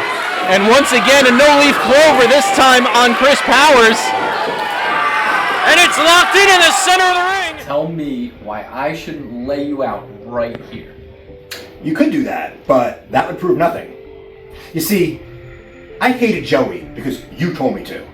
I got rid of my best friend. I got rid of TJ because you told me to. Why don't you cry me a river? You know what? I got you to this point. I made you this, what you are now. I made you feel this, what you're feeling right now, and I got you to this point. Well, that may be true, but this story ends one of two ways. Next month, Living on the Edge, you and I step into the ring, okay? And if you beat me, okay, I'll fall in line. I will be your good little soldier. But when I beat you, you stand up, you shake my hand, you respect me, and the old guard is done. See you next month. You see, I've always felt most comfortable with someone standing in front of me or next to me. And if I was by myself, I truly didn't feel like I belonged. Until now. You see, Chris, you lit a match, and that match I'm going to use to set off fireworks in the UWA. Because for the first time, I truly feel comfortable with myself. So I'm going to take this opportunity to step into the ring with you and reintroduce myself to you and everyone else. At Living on the Edge, allow me to introduce the one fit wonder, Massive Mike Seaway, and I'm going to rock the foundation of UWA. There is a reason I chose you to take out Blade, but you chose this life instead. There's a reason you were only successful in tag teams or trios. It's because you are not a leader, Michael. You follow orders. You fall in line. And on July 19th, at Living on the Edge, I'm going to show you exactly that. And show you exactly why you need to fall in line behind me. Living on the edge, living on the edge, living on the edge, living on the edge, living on the edge, living on the edge, living on the edge, living on the edge, hey, living on the edge, hey, living on the edge, hey, living on the edge. Let's go.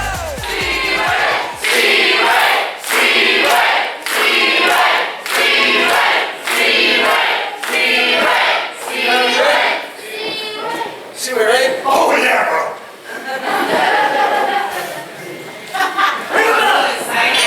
Well, Mike Seaway says he's ready, and wastes no time getting into the face of Chris Powers, or rather getting into the midsection of Chris Powers.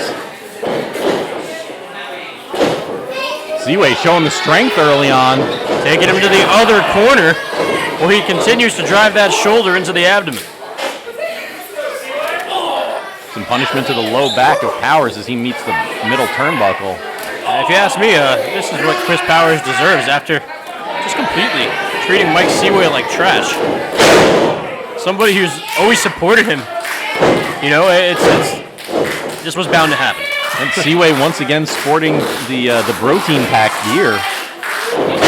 So nice to hear that. I mean, I don't blame him. It's probably the last time he'll be able to wear it because he'll be back in the old guard after this match.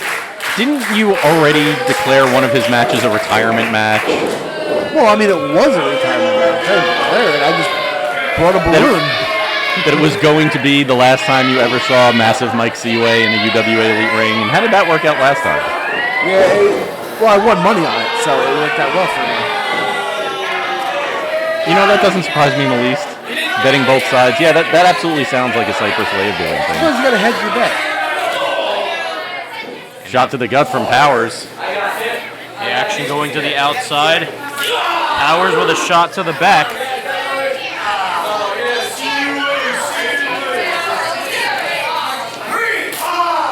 And again, the front row is clearing out a little bit. You can see Seaway is, I believe he's seated now. And Seaway, a couple months ago, retired TJ Blade, and now he's starting to retire the old guard. And a flying forearm. We saw the entrance video from Chris Powers as he was coming out. He had each of the other members of the old guard, the former members of the old guard, labeled as failures. Well, I mean, not wrong. I mean, Joey Adams is a UWA Elite champion. Well, he was never a real member of the old guard. Huge shoulder tackle from massive Mike Seaway. The crowd calling for one more. The big head of steam. Oh, I wish you would have hit Rich Reed. And another big shoulder tackle. And Chris Powers getting sent off of his feet.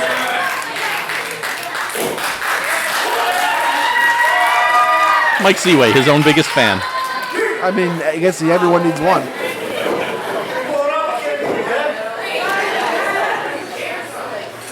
Now he throws Powers back into the ring.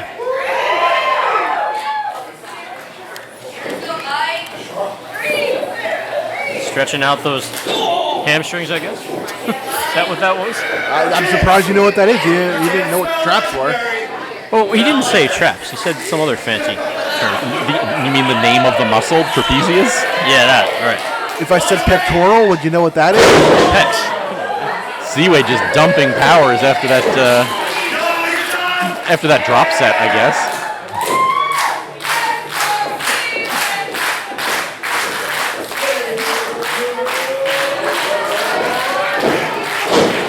A burpee elbow, but Powers getting out of the way. Hits him with a drop kick. Seaway's trying to be all fancy with the burpee elbow. Sometimes a drop hit to the face is much more effective. Doesn't have to be fancy.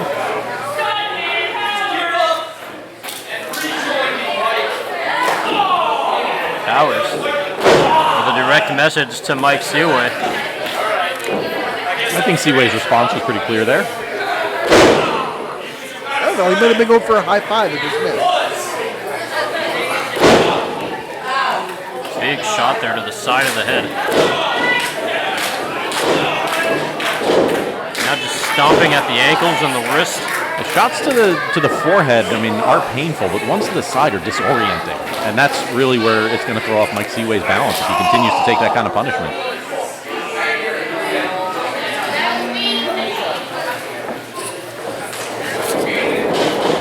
All the way across the ring goes Seaway, but he gets the boot up into the face of Powers. And gets knocked right off the apron. Powers with the big forearm sending Seaway down. Seaway almost went crashing into the front row on that one. And Powers saying, I'm going to stay over here, just count him out. Yeah, I mean, a win's a win. If he wants to rebuild his old guard, take this win and then start from there. You don't need to pin him. And winning on a technicality, I guess, teaches you how to follow rules in the old guard. He doesn't use text move. MC Hill doesn't know that anyway. If I was Powers, I'd go out there, get a weapon, and just hand it to Seaway and tell him to hit me with it. Would Seaway do that, though? I don't know, he's pretty stupid.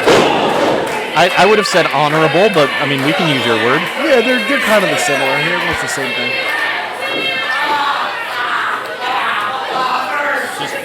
Dragging him all over the second rope. I mean, rope burn is a thing. Yeah, I mean, he wasn't even choking him, just dragging his neck, dragging his throat along the rope.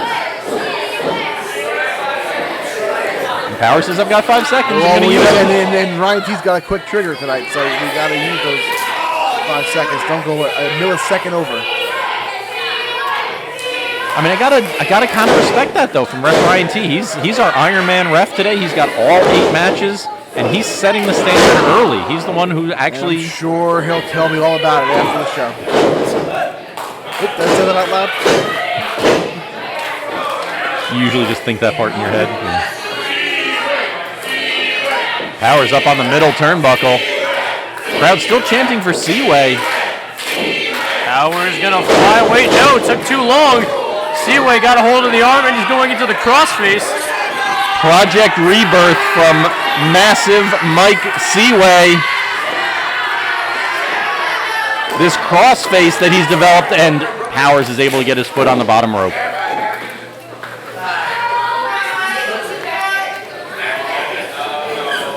The one fit wonder Mike Seaway, always looking to add new maneuvers to his repertoire, and that one, that crossface, he's going to be calling Project Rebirth, and I'm sure he hopes we all see it another time.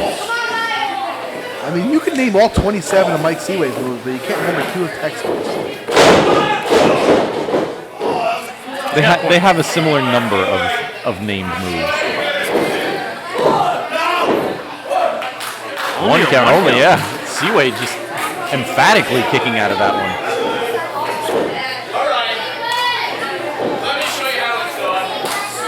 All right, Chris Powers is going to show us how it's done. I thought he was going to do the burpee elbow for a second. I mean, that's kind of what he's doing. Oh, wait a minute. I might have just called it.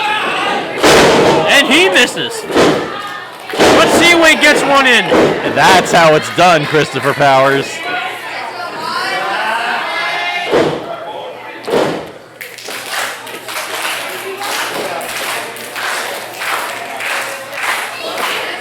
Massive Mike Seaway trying to get a little bit of momentum, trying to get a little bit of energy. Big boot sends Powers off of his feet. Seaway pulling up Powers by his hair in the corner, going to send him all the way across to the opposite one. Reversal, in goes Seaway to the corner. Nobody home as Powers comes charging in. Oh, and then Seaway jumping through the ropes. And on your left. Is that going to be it? Is this the end of the old guard? 1, 2, and no. Right back into that move, the name you have down there. The Project Rebirth. Project Rebirth by the One Fit Wonder. Chris Powers has a long way to go. And Mike C may win this match. Wow, that was worse than the Flash Carter joke. Powers able to get a somersault, get his way out of it, and then a wheel kick. That could be it. Powers not going for the cover. He's put out many opponents with that wheel kick. Measuring his opponent. No, misses as Seaway gets out of the way. Shoulder breaker.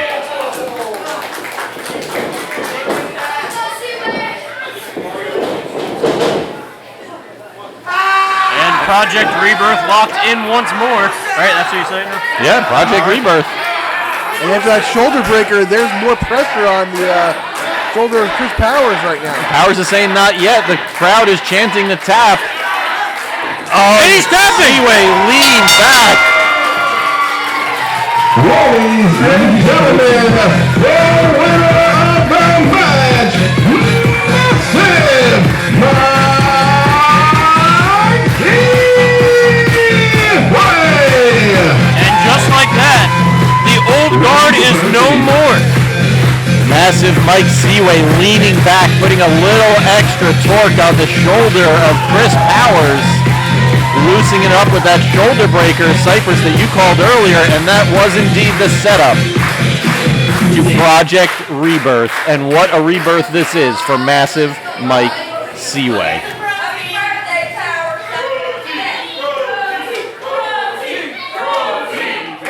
the bro team chant.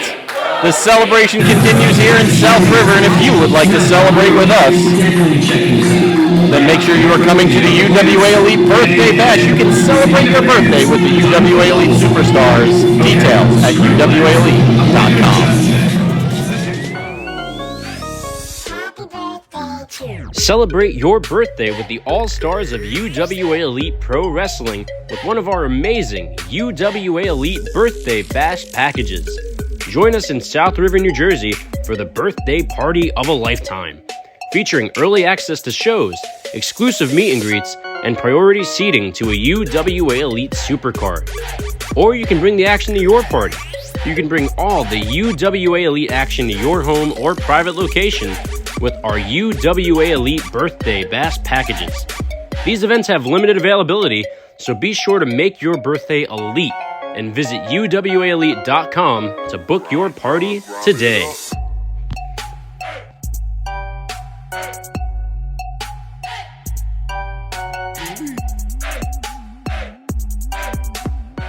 We should go for the UWA Elite Tag Team Championships.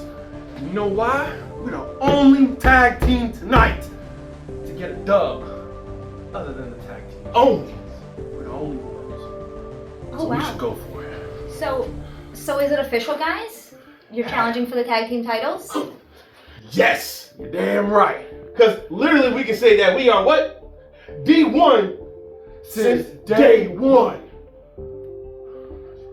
Thanks for your time tonight, guys. You guys. Congrats again. Thanks. It should have been better than that tonight. Listen, I know I'm pissed. You told me. But at the end of the day, we got the opportunity. We made our statement. Whoa. What are y'all doing here? Shut up. You guys talk so loud. I heard you from across the building. You think because you win one match against a couple of little boys that we've already beaten, you deserve to face us for the championship? Listen, I get it. I was champion before both of you guys, so you guys want to do everything that I've done. It's okay to want to achieve greatness, but you'll never be on the do or die Posse's level. All right? Wait, shut up. I don't know if you were paying attention tonight, but did you see what we did to Flash Carter and Jay Evans? Did you see Jay Evans' body laying lifeless on the ground after he laid 2 feet on the back of his neck straight to the ground? You know what? I've seen it. I watched very carefully about that. But you know what else I saw? Yeah. You know what else I saw? I remember a while ago, when I was a rookie, somebody who said he was champion walked out. Yeah. Right? And you back here, right? But you know what's funny? Things changed. When I stepped in here, it changed. When he came back, it's changed. And when we're together, it changed again. So don't get this twisted. Just do or die. Don't get what twisted? Your body? Don't get what twisted? Don't get in my face. Don't get in my face.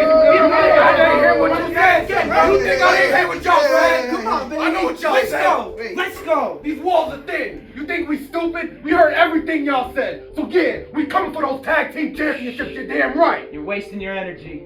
You'll never take this from me. Wait. That's the voice of reason here.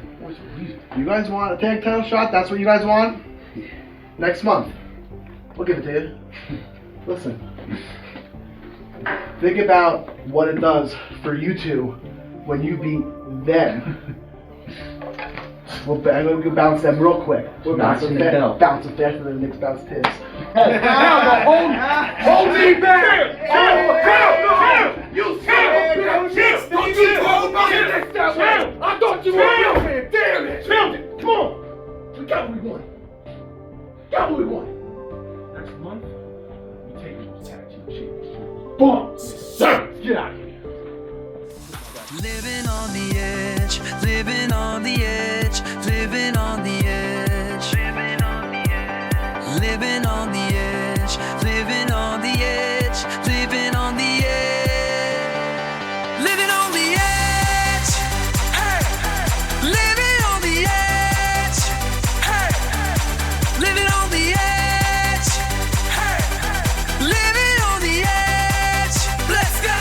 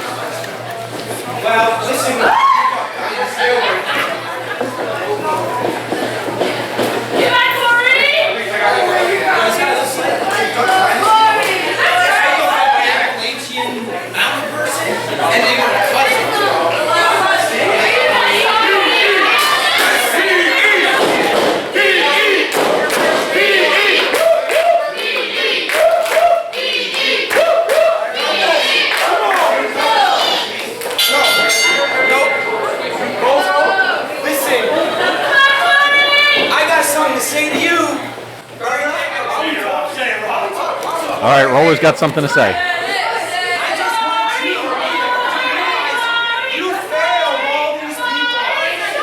Wow. Cypress, do you agree with that statement? What? Do you agree with that statement? That Corey Dillinger has failed the fans? I mean, I'm not going to argue with Robbie Roller. Robbie Roller ducking the clothesline and tried doing a crossbody, but he was caught. It was interesting. Before this match started, before the bell rang, Corey Dillinger was admonishing Matt Vertigo to stay on point, stay on focus, don't let the do or die posse get in your head. And that's exactly what's happening to Dillinger now.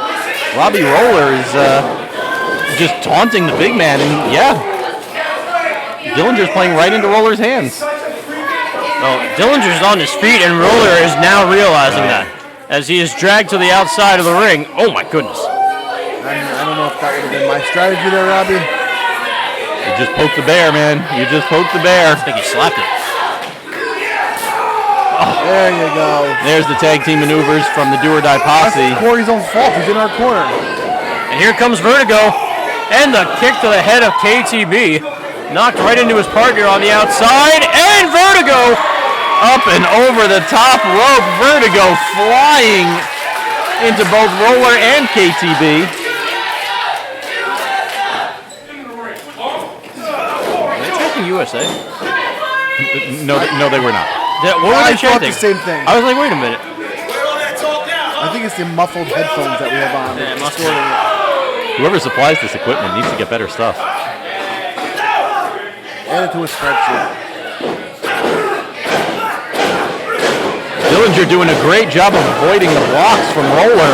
What happened to the 5 count now? Get him out of the corner, Ryan. You're quick to call the disqualification on Massacre. What's that, Cypress? Are you criticizing one of our officials?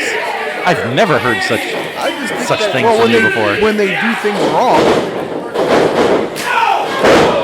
What a knee. Taking Roller off his feet and tagging in Vertigo. Listen, I gave Ryan King a compliment 2 matches ago. I'm not going to do another one. Roller just got folded in half by that knee.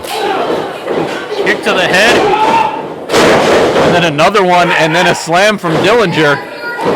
Dillinger reminding Vertigo that he's the legal man, so he could dive in for the cover. See, they're all over the place, Dillinger and Vertigo. They don't know who's legal. Telling Vertigo to keep his head. Vertigo's getting too hot. All I said was one word to him backstage last month, and it set him off. He's ready to snap. He doesn't have his head in the game. Well, the Diligent Enterprise, certainly a newer tag team here. But the experience of the individuals involved. Certainly nothing to laugh at. Dillinger to the corner, and Vertigo with the big boot to the head. Vertigo's version of a D-elbow. Now in the possession of Corey Dillinger. Roll-away slam.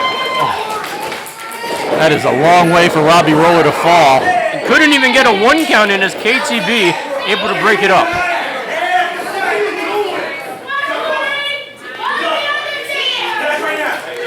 All right, Dillinger says we're finishing this right now.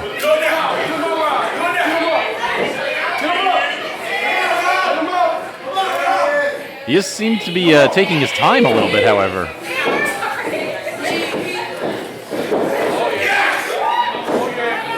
Going back for the ride is Roller on the shoulder. No, he escapes. Looked like Dillinger was looking for a tag to Vertigo for a double team maneuver, but Roller was able to get his momentum just enough to keep Dillinger away. Oh, what a kick.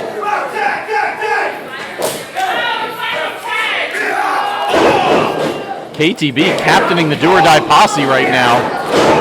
Yelling for maneuvers from Robbie Roller. That baseball It's all fly. about communication. That's how you have success. That's how you become tag team champions. Can't argue with that tactic. I mean, the communication, we've said before, between Roller and KTB has been just phenomenal, off the charts. It is certainly one of the keys to the success of the do-or-die posse. And they are showing it. I wonder who the mastermind is that orchestrates that whole thing.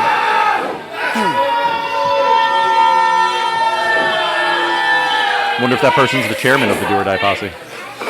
No, we don't have like terms and stuff like that. You don't have like a human resources department or anything like that. No, and we're not going to any Coldplay concerts either. Oh boy. I understood that reference. KTB taunting Vertigo before putting a shoulder into the midsection of Corey Dillinger. Tagging in Roller, and Roller follows up with a knee. Just barely got two. Roller arguing for a faster count, but I'm not really sure that that was a factor there. The Corey chant from the UWA Elite Army, but that is silenced very quickly by another kick to the midsection.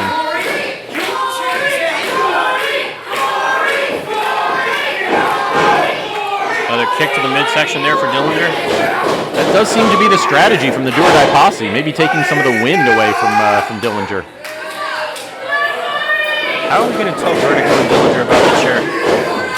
I mean... What do you mean you're going to tell anyone? What are you talking about? The chair just stands at safekeeping, and you're a commentator. You're not supposed to get involved. I mean, no, commentators are not supposed to get involved. I'm very much aware that commentators are not supposed to get involved. I got suspended for it, and nothing happened to you, Cypress. Well, here's the thing. I got contacted by UWA Elite officials. There was a meeting set up. I sent my representation, and they took care of it for me. You hired an attorney to? No. I sent KTB in, and they backed down and said, "How did it good?" Wait, did you send KTB to threaten UWA officials? Yes, and if you were smarter last year, you would have asked me, and I could have sent KTB on your behalf, and you wouldn't have got suspended. So really, it's on you. You look like the idiot now. Next time, just ask. The day never mind. Let's call the match. Let's call the match, Hale.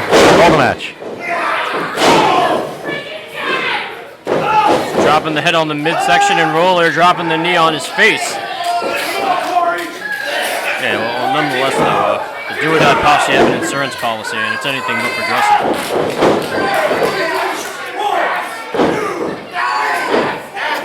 Robbie Roller counting along with Ref Ryan T, making sure he doesn't overshoot that 5 count. Did that go over, Cypress, you said? No, I'm just ignoring you. Oh, okay. KTB trying to drag Corey to his feet. Have I reached dad jokes yet? Is that one of them? Suplex by KTB, not enough to get Dillinger over. Dillinger, not enough to get KTB over. A battle of strength between both Dillinger and KTB. It looks like Dillinger just barely has the better of it. There it is.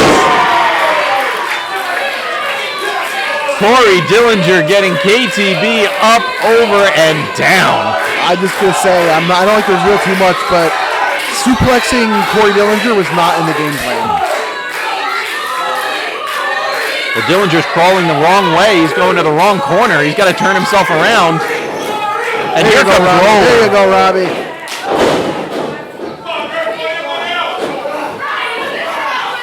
And look about strategy. Now, you notice Matt Vertigo has barely been in this match. So should Ref Ryan T have disqualified the Do or Die Posse for that? Because, I mean, obviously Roller running across the ring to take a shot at Matt Vertigo, not in the rules. I mean, we like to win, by pinfall or submission, but if we get disqualified, we do keep our titles. The champion's advantage. Roller just choking Dillinger. Taking every moment of that 5 count. Look at that battle stance from Robbie Roller. Maybe he's lining up for a forearm. Yeah, he's loading something. Like he's hunting his prey. Locked and loaded is the Hunter. Dillinger able to block it.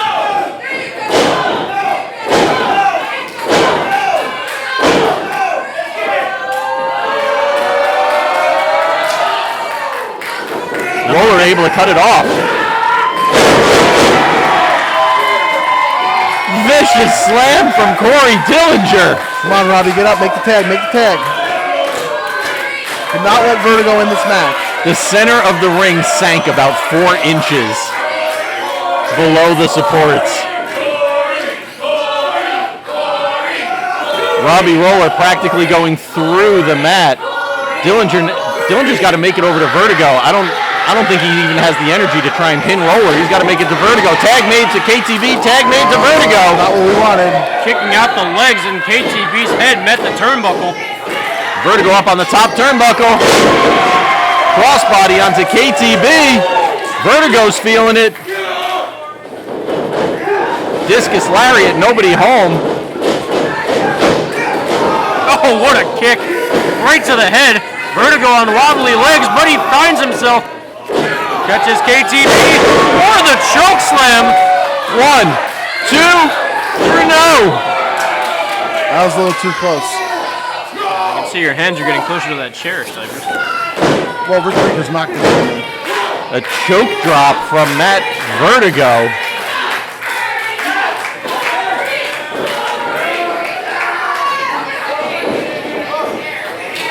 Double team maneuver coming up. And Corey Dillinger now the legal man. Dillinger off the ropes. Oh! A spear. And a side Russian leg sweep combination. Roller just barely able to make the save. He might have hurt himself from getting into the ring. His knee banged right into the stairs. Yeah, his right knee made contact with the top step. Watch out behind you, Corey Dillinger with a double underhook. Oh, he was going for that super kick, but met with a huge forearm.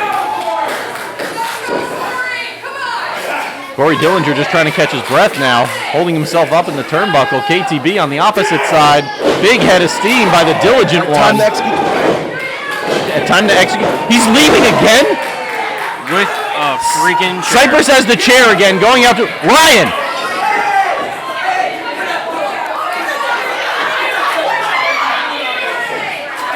Well, Cypress trying to get the chair into the ring. I don't know if Ryan saw it or heard me. Hopefully he saw it. Yeah, God forbid we get a blow. Oh no! KTB pulls Vertigo into the line of fire. The D elbow got delivered to his partner. And now Cypress tossing the chair to KTB. Ref Ryan T sees it again though. But he doesn't see Robbie Roller has a chair of his own. Dillinger! Oh, gets hit in the back with the steel chair. Why would Cypress throw that chair right in front of Ryan T's face? I can't believe he did that. Disgusting. Do or die Posse using a second chair. It's almost as if I knew it was there. Up on the shoulders to a dropkick Death Valley driver from the Do or Die Posse, and they keep their title belts. The winners of the match, and still UWA Elite Tag Team Champion, the Do or Die Posse! I got nothing. JC. I mean, this is just. I got nothing. What can you say? The insurance policy was Cypress, and he came to the aid of his faction. Spoiling a great championship fight. Yep. Spoiling? We won the match. I mean, Vertigo and Dillinger did everything they could do, but I didn't touch either one of them. folks, UWA Elite, we will be back here at South River Saturday, September 13th with our most interactive show of the year, iWrestle. Visit UWAElite.com for tickets and details. Folks, your main event is coming up next. I hope you're still with us. Disgusting.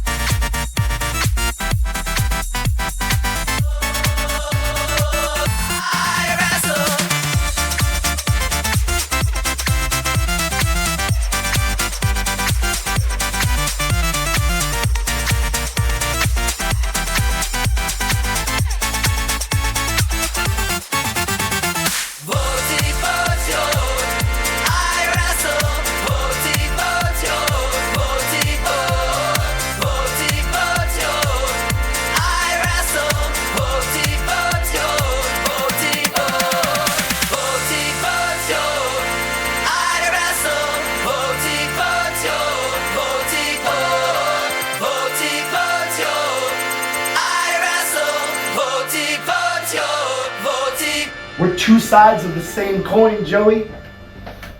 You just think that these fans matter, and I could care less about them. That's the only difference. We have shared the ring countless times. There was one year we wrestled 9 times at the Middlesex County Fair. We are very familiar with what we can do in that ring. But the problem is, I don't think your head's in the game. I think once the fans started booing you a little bit, you started second guessing yourself. And I'm here to tell you, Joey, you should second guess yourself. Because you're not championship material. You never were. You thought you needed that title to mean something. You needed a prop to feel good about yourself. Well, here it is, Joey.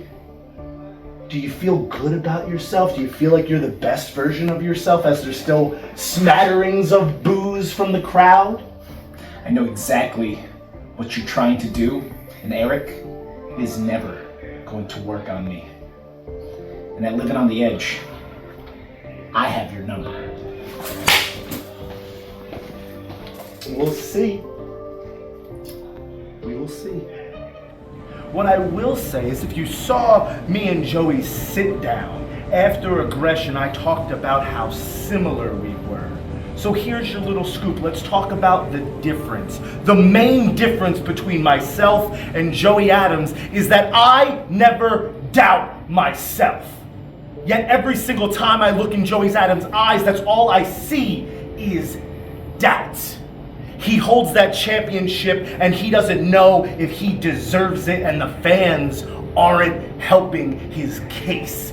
You saw him in there with Corey, got booed. You saw him in there with Vertigo, got booed. Even in the triple threat match, it seemed like Seaway was getting the higher portion of support from the crowd. That is getting in his head. And it's going to be so easy for me to take advantage of that because I have never doubted myself a day in my life. Well, it looks like what we have here is failure to communicate, because whatever you are, Eric, is something that I will never be.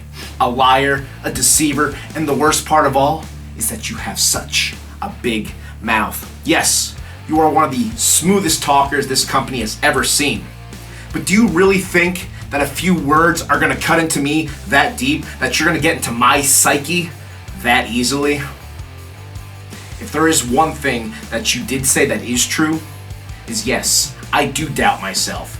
I wake up unsure every single day of what's next to come. But if there's one thing that I have that you don't, Eric, it's heart. No matter how many times you knock me down, I get up. No matter how many times you shove me back, I keep striving forward. That is exactly what a champion is made of. And at Living on the Edge, I'm going to make you eat those words. And I'm going to show you and the contingent just how confident I truly am.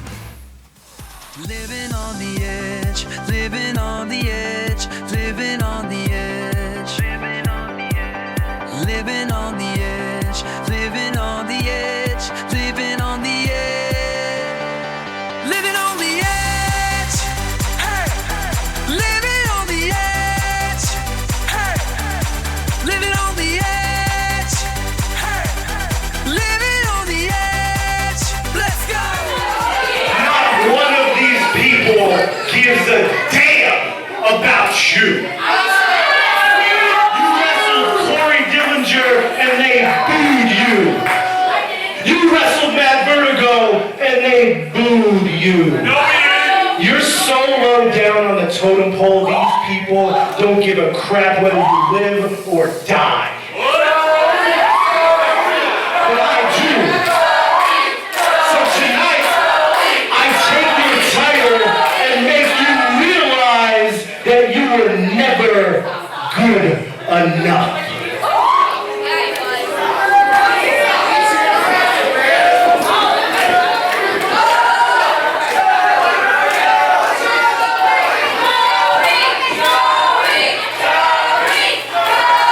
Alright, South Livin, New Jersey.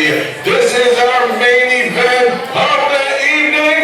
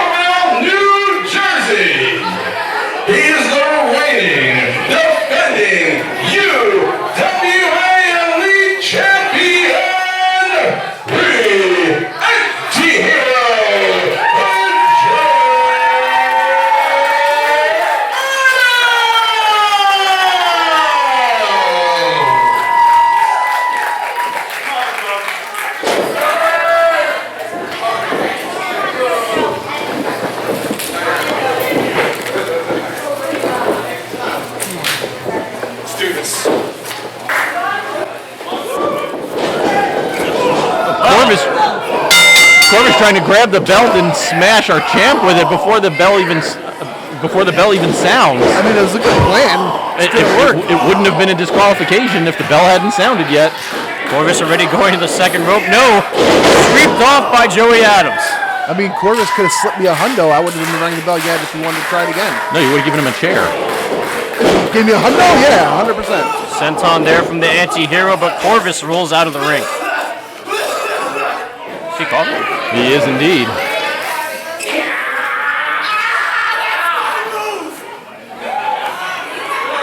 Joey Adams taking a page out of the Mat Mechanics book, raking the back of Eric Corvis, and now a couple more shots. I was going to say, raking the back, like it's not going to win you the match, but it hurts.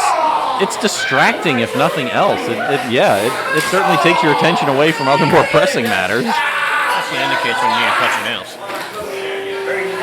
Corvis just tearing at the face of Joey Adams. You know, Eric Corvis purposely lets his nails grow out before it show. That way he has, longer nails to do the stuff. I'm not sure if you're telling the truth or lying on that, and that bothers me. Go ask him. Go ask him right now. Seems like he's a little. No. I don't approach the ring when matches go on. That's not what we do as commentators here at UWA Elite. We're supposed to stay behind the commentary desk. But it's okay to push someone as long as you're behind the commentary desk. I get it. Better than giving him a chair. I didn't hit him. Joey Adams trying to get back into the ring to take some of his frustration out on the Mat Mechanic. Back elbow and now a takedown, some knees to the back.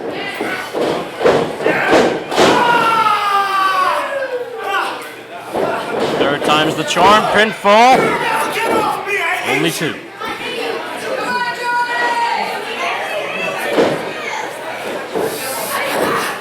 Another thing, I don't know if you guys caught it at the very beginning of this match when Eric Corvis, a low blow behind Ryan's back. That's not what I was talking about. Eric Corvis sent BT Bull to the back. He did indeed, beat the same way that BT Bull sent Corvis to the back in Bull's match. You gotta wonder though, do you think he's gonna stay back there? I guess it depends on the scenario Corvis is in as the match rolls on. It's the first time for everything. Is he biting the fingers? Corvis is actually biting the hand of Joey Adams. Maybe he's trying to bite his nails so he doesn't backstrap. He must be hungry. Biting on the heads and the fingers. Now he's just choking the life out of the anti-hero, raking the eyes while he's doing it. Corvis claiming innocence, but I'm not 100% sure why. Yeah, that reminded me of like an animation from the Nintendo GameCube when I was wrestling. Joey Adams, UWA Elite Champion. Pride of Victory Gardens, New Jersey, is in a lot of trouble right now. Oh, it's not trouble? I'm going to have to go check the house prices in Victory Gardens. Apparently that's where you want to be. Shot to the back, builds up separation off the ropes and on the shoulders. Oh my God. Bit of a flapjack there from Joey Adams. Easy there, killer. I don't usually agree with you, but I agree with you on that one.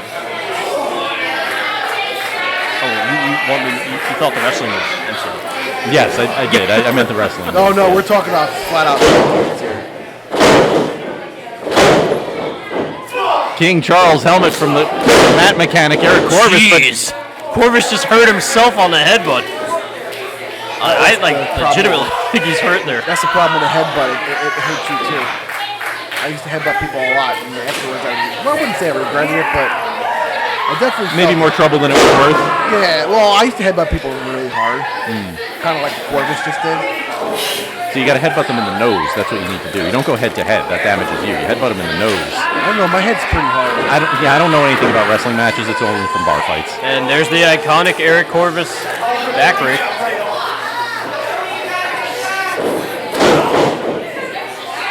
Another attack to the low back.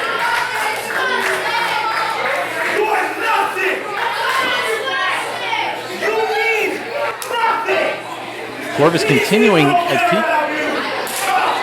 if he continues to target the low back of Joey Adams, I mean, that's going to make it a lot tougher for Adams to lock in the no-leaf clover. He's not going to have the same maneuverability, the same strength to put the extra pressure on. Well, Corvis has been around for over 20 years. He's always got a strategy going into it, so I'm sure that was part of it. Adams in a bad way right now. Super kick from the Mat Mechanic, not a move we see very often from him. Manhattan drop, that's another one in his repertoire, and then an enziguri. Corvis is in bad shape right now, but Adams can't get a cover. Yeah, Adams is really hurting right now. Crawling, taking up a little too much time. I figure for the first several minutes of the match. Oh! That was an improv flatliner. If I've ever seen one. A seated flatliner? Sure, we'll call it that. And the gear shift. Those gears might be down and out for Joey Adams. The way he staggered and fell, that looked like a knockout blow right there. Oh, just adding insult to injury. Yeah, I don't know. Corvis should be going for a cover right now. Yeah, Adams has not been able to get any sustainable offense since the opening moments. Corvis stealing the UWA Elite Championship belt, trying to waffle Adams with it before the bell even rang. Oh, I'll go for real waffles. I'll go for Waffle House. Never been there. Caitlin Clark. I promise, I'm really not trying to egg you guys on. Come on, Cypress, you didn't watch the SP? All right. I'm not commenting on that. Now you're just milking it. Oh, milk. I'm not milking that as much. All right, we're getting off topic here. Eric Corvis says that's it. Let's see. Looked like he was going for the German suplex there. There is the meanwhile back at the ranch dressing. That was a stretch, but I like that one. All right, I'll give you a Oh, no, leave Corvis. Let's see if he can apply it now. I think he just poked the eyes of the anti-hero. Yeah, Corvis with a thumb to the eye. That'll... And a spear! Oh, he might have learned that one from his partner. A near fall for the Mat Mechanic. BT Bull is usually the contingent member to apply the spear. We've seen a couple moves that we don't usually see out of Eric Corvis. The spear, we also... are people... Hang on. Getting another USA chant? I don't... Oh, no. Meow. All right. Okay. All right. I must have missed something. Yeah, so... yeah, a spear and a super kick from Eric Corvis to finally finish my thought. Oh, I thought you were explaining the meow chants. No. I mean, there are cats. I mean, I have an idea, but I can't same say here, it. but And I'm just gonna leave it. I'm usually on the same page as the UWA Elite Army, but I'm gonna let this one go. Flash, nobody home. Joey Adams has to take advantage of this. Famouser. Well, Eric Corvis is pulling out moves we don't normally see. Joey Adams with a famouser, something you don't normally see from him. I think that drained him of his energy. You can see he's still down and out in the middle of the ring. UWA Elite Championship belt on the line here. Neither man willing to give an inch, and you know they have scouted each other out for years, decades. These two men have wrestled against each other. Ref Ryan T getting up to 6 on his 10 count. Joey Adams with the champion's advantage. If neither man makes it to his feet, then Adams keeps that UWA Elite title. Corvis up, Adams up. Right hand for right hand.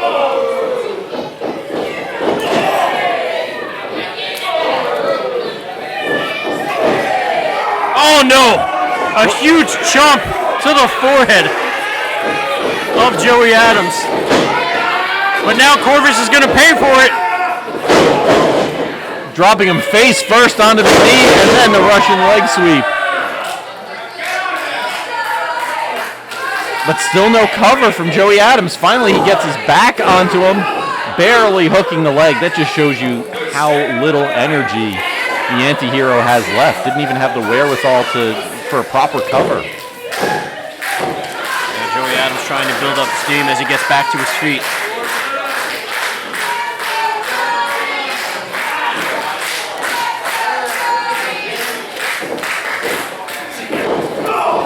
Corvis though breaks free with a back elbow in the cutter. The circuit breaker from Eric Corvis was not enough to put down the anti-hero. Adams has taken a gear shift. And now the circuit breaker. He has indeed, and the King Charles helmet. It's just the Zero Machine left. Going down the list of named Eric Corvis moves. Man, you remember all Eric Corvis' moves, man. He only has 4. Looks like he was going for circuit breaker part 2, but the inverted DDT by Joey Adams.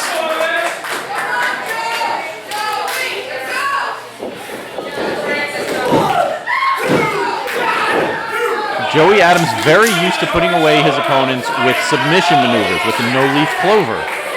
So those pinfalls not succeeding, maybe that's something that Joey Adams needs to work on a little bit. Corvis down and out. Trying to get back to his feet with some help from the ropes. Uh-oh, Corvis might have been playing possum a little bit. Right back to the choke on Joey Adams. We saw his partner BT Bull fake a knee injury earlier in the night, so kind of goes with the contingent plan. Oh, contingent plan, get it? And now, Corvis may be looking for a Super Zero machine. But Joey fighting back with some shots to the chest and sends Corvis for a ride. Head over heels. Adams is looking to set up for the no-leaf clover. Oh, and there goes referee Ryan T.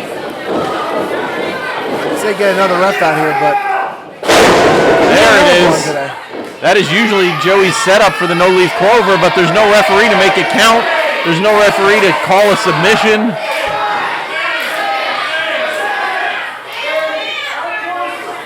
Well, I mean, if you're Joey Adams, what do you do now? Do you try and get Ref Ryan T back into the match, or do you put the boots to Corvis and try and soften him up even more? I'd get a weapon and then just beat the crap out of Corvis. That doesn't surprise me at all. And here comes BT Bull to the rescue. BT Bull with the brass knuckles in his hands. Giving them to Corvis. But Joey Adams sees Bull. Bull going for the ride. I don't think Adams saw the brass knuckles, though. I don't think he did either. He sent Bull out and then just ignored Eric Corvis behind him. Manages to find a way to avoid the brass knuckles. No-leaf clover locked in by Joey Adams. And Corvis is tapping. Matt Mechanic is tapping. He's giving up. Wait, who the hell is that? We got someone into the middle of the ring with the brass knuckles. What is going on? Someone just hit Joey Adams. He came out from under the ring? I don't know where he came from. I just saw he just went back under the ring. Eric Corvis laying over Joey Adams. No, not like this. 2 count only. Thank goodness. Oh, good grief. I have no idea what's happening right now. Holy buckets, that was close. Who the hell was that? And now, does Corvis have the knuckles? He does. I mean, Ryan T's got to see it. He's trying to hit Ryan T with them. I would love it. Ref Ryan T said it was a 2 count only. Down goes Corvis. Joey Adams with the cover, hooking the leg 2, and what the hell? What? Referee Ryan T just giving 2 birds to Joey Adams. What the hell's going on? Is this what they were talking about at Horror Fest? I don't know. You interrupted. And now Corvis, Zero Machine. 1, 2. Are you kidding? Unbelievable. Ladies and gentlemen, the winner of the match, and new UWA Elite Champion, the Matt Mechanic. You know, I would say Ryan T should be ashamed of himself, but I feel like coming from me, that wouldn't really be appropriate. Corvis is the new UWA Elite Champion, but the real headline of the night is referee Ryan T has turned his back on Joey Adams and the UWA Elite Army. And whoever the hell this mystery guy is. Ryan T just threw his official shirt into the crowd.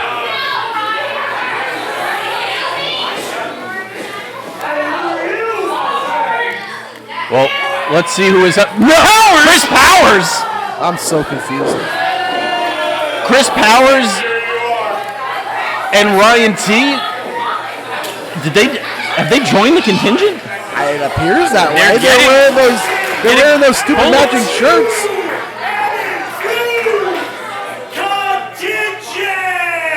As Eric Corvis declares them to be the new contingent. I don't know what to say. I think you guys owe me apologies. So suddenly I don't look so bad.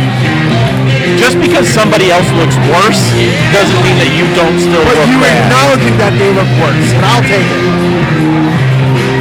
I am so dumbfounded. Oh God. Well, we're gonna try and figure out exactly what the hell happened tonight. Folks, join us for Middlesex County Fair, August 4th through the 10th, culminating with Crossroads, Saturday, August 9th. Until then, folks, for JC, for the UWA Elite Hall of Famer Cypress, for Shannon May, Rich Reed, President Dave Swan, and all of us here at UWA Elite, this is the man of 1,000 spreadsheets, MC Hale, saying we will see you at ringside. Disgusting.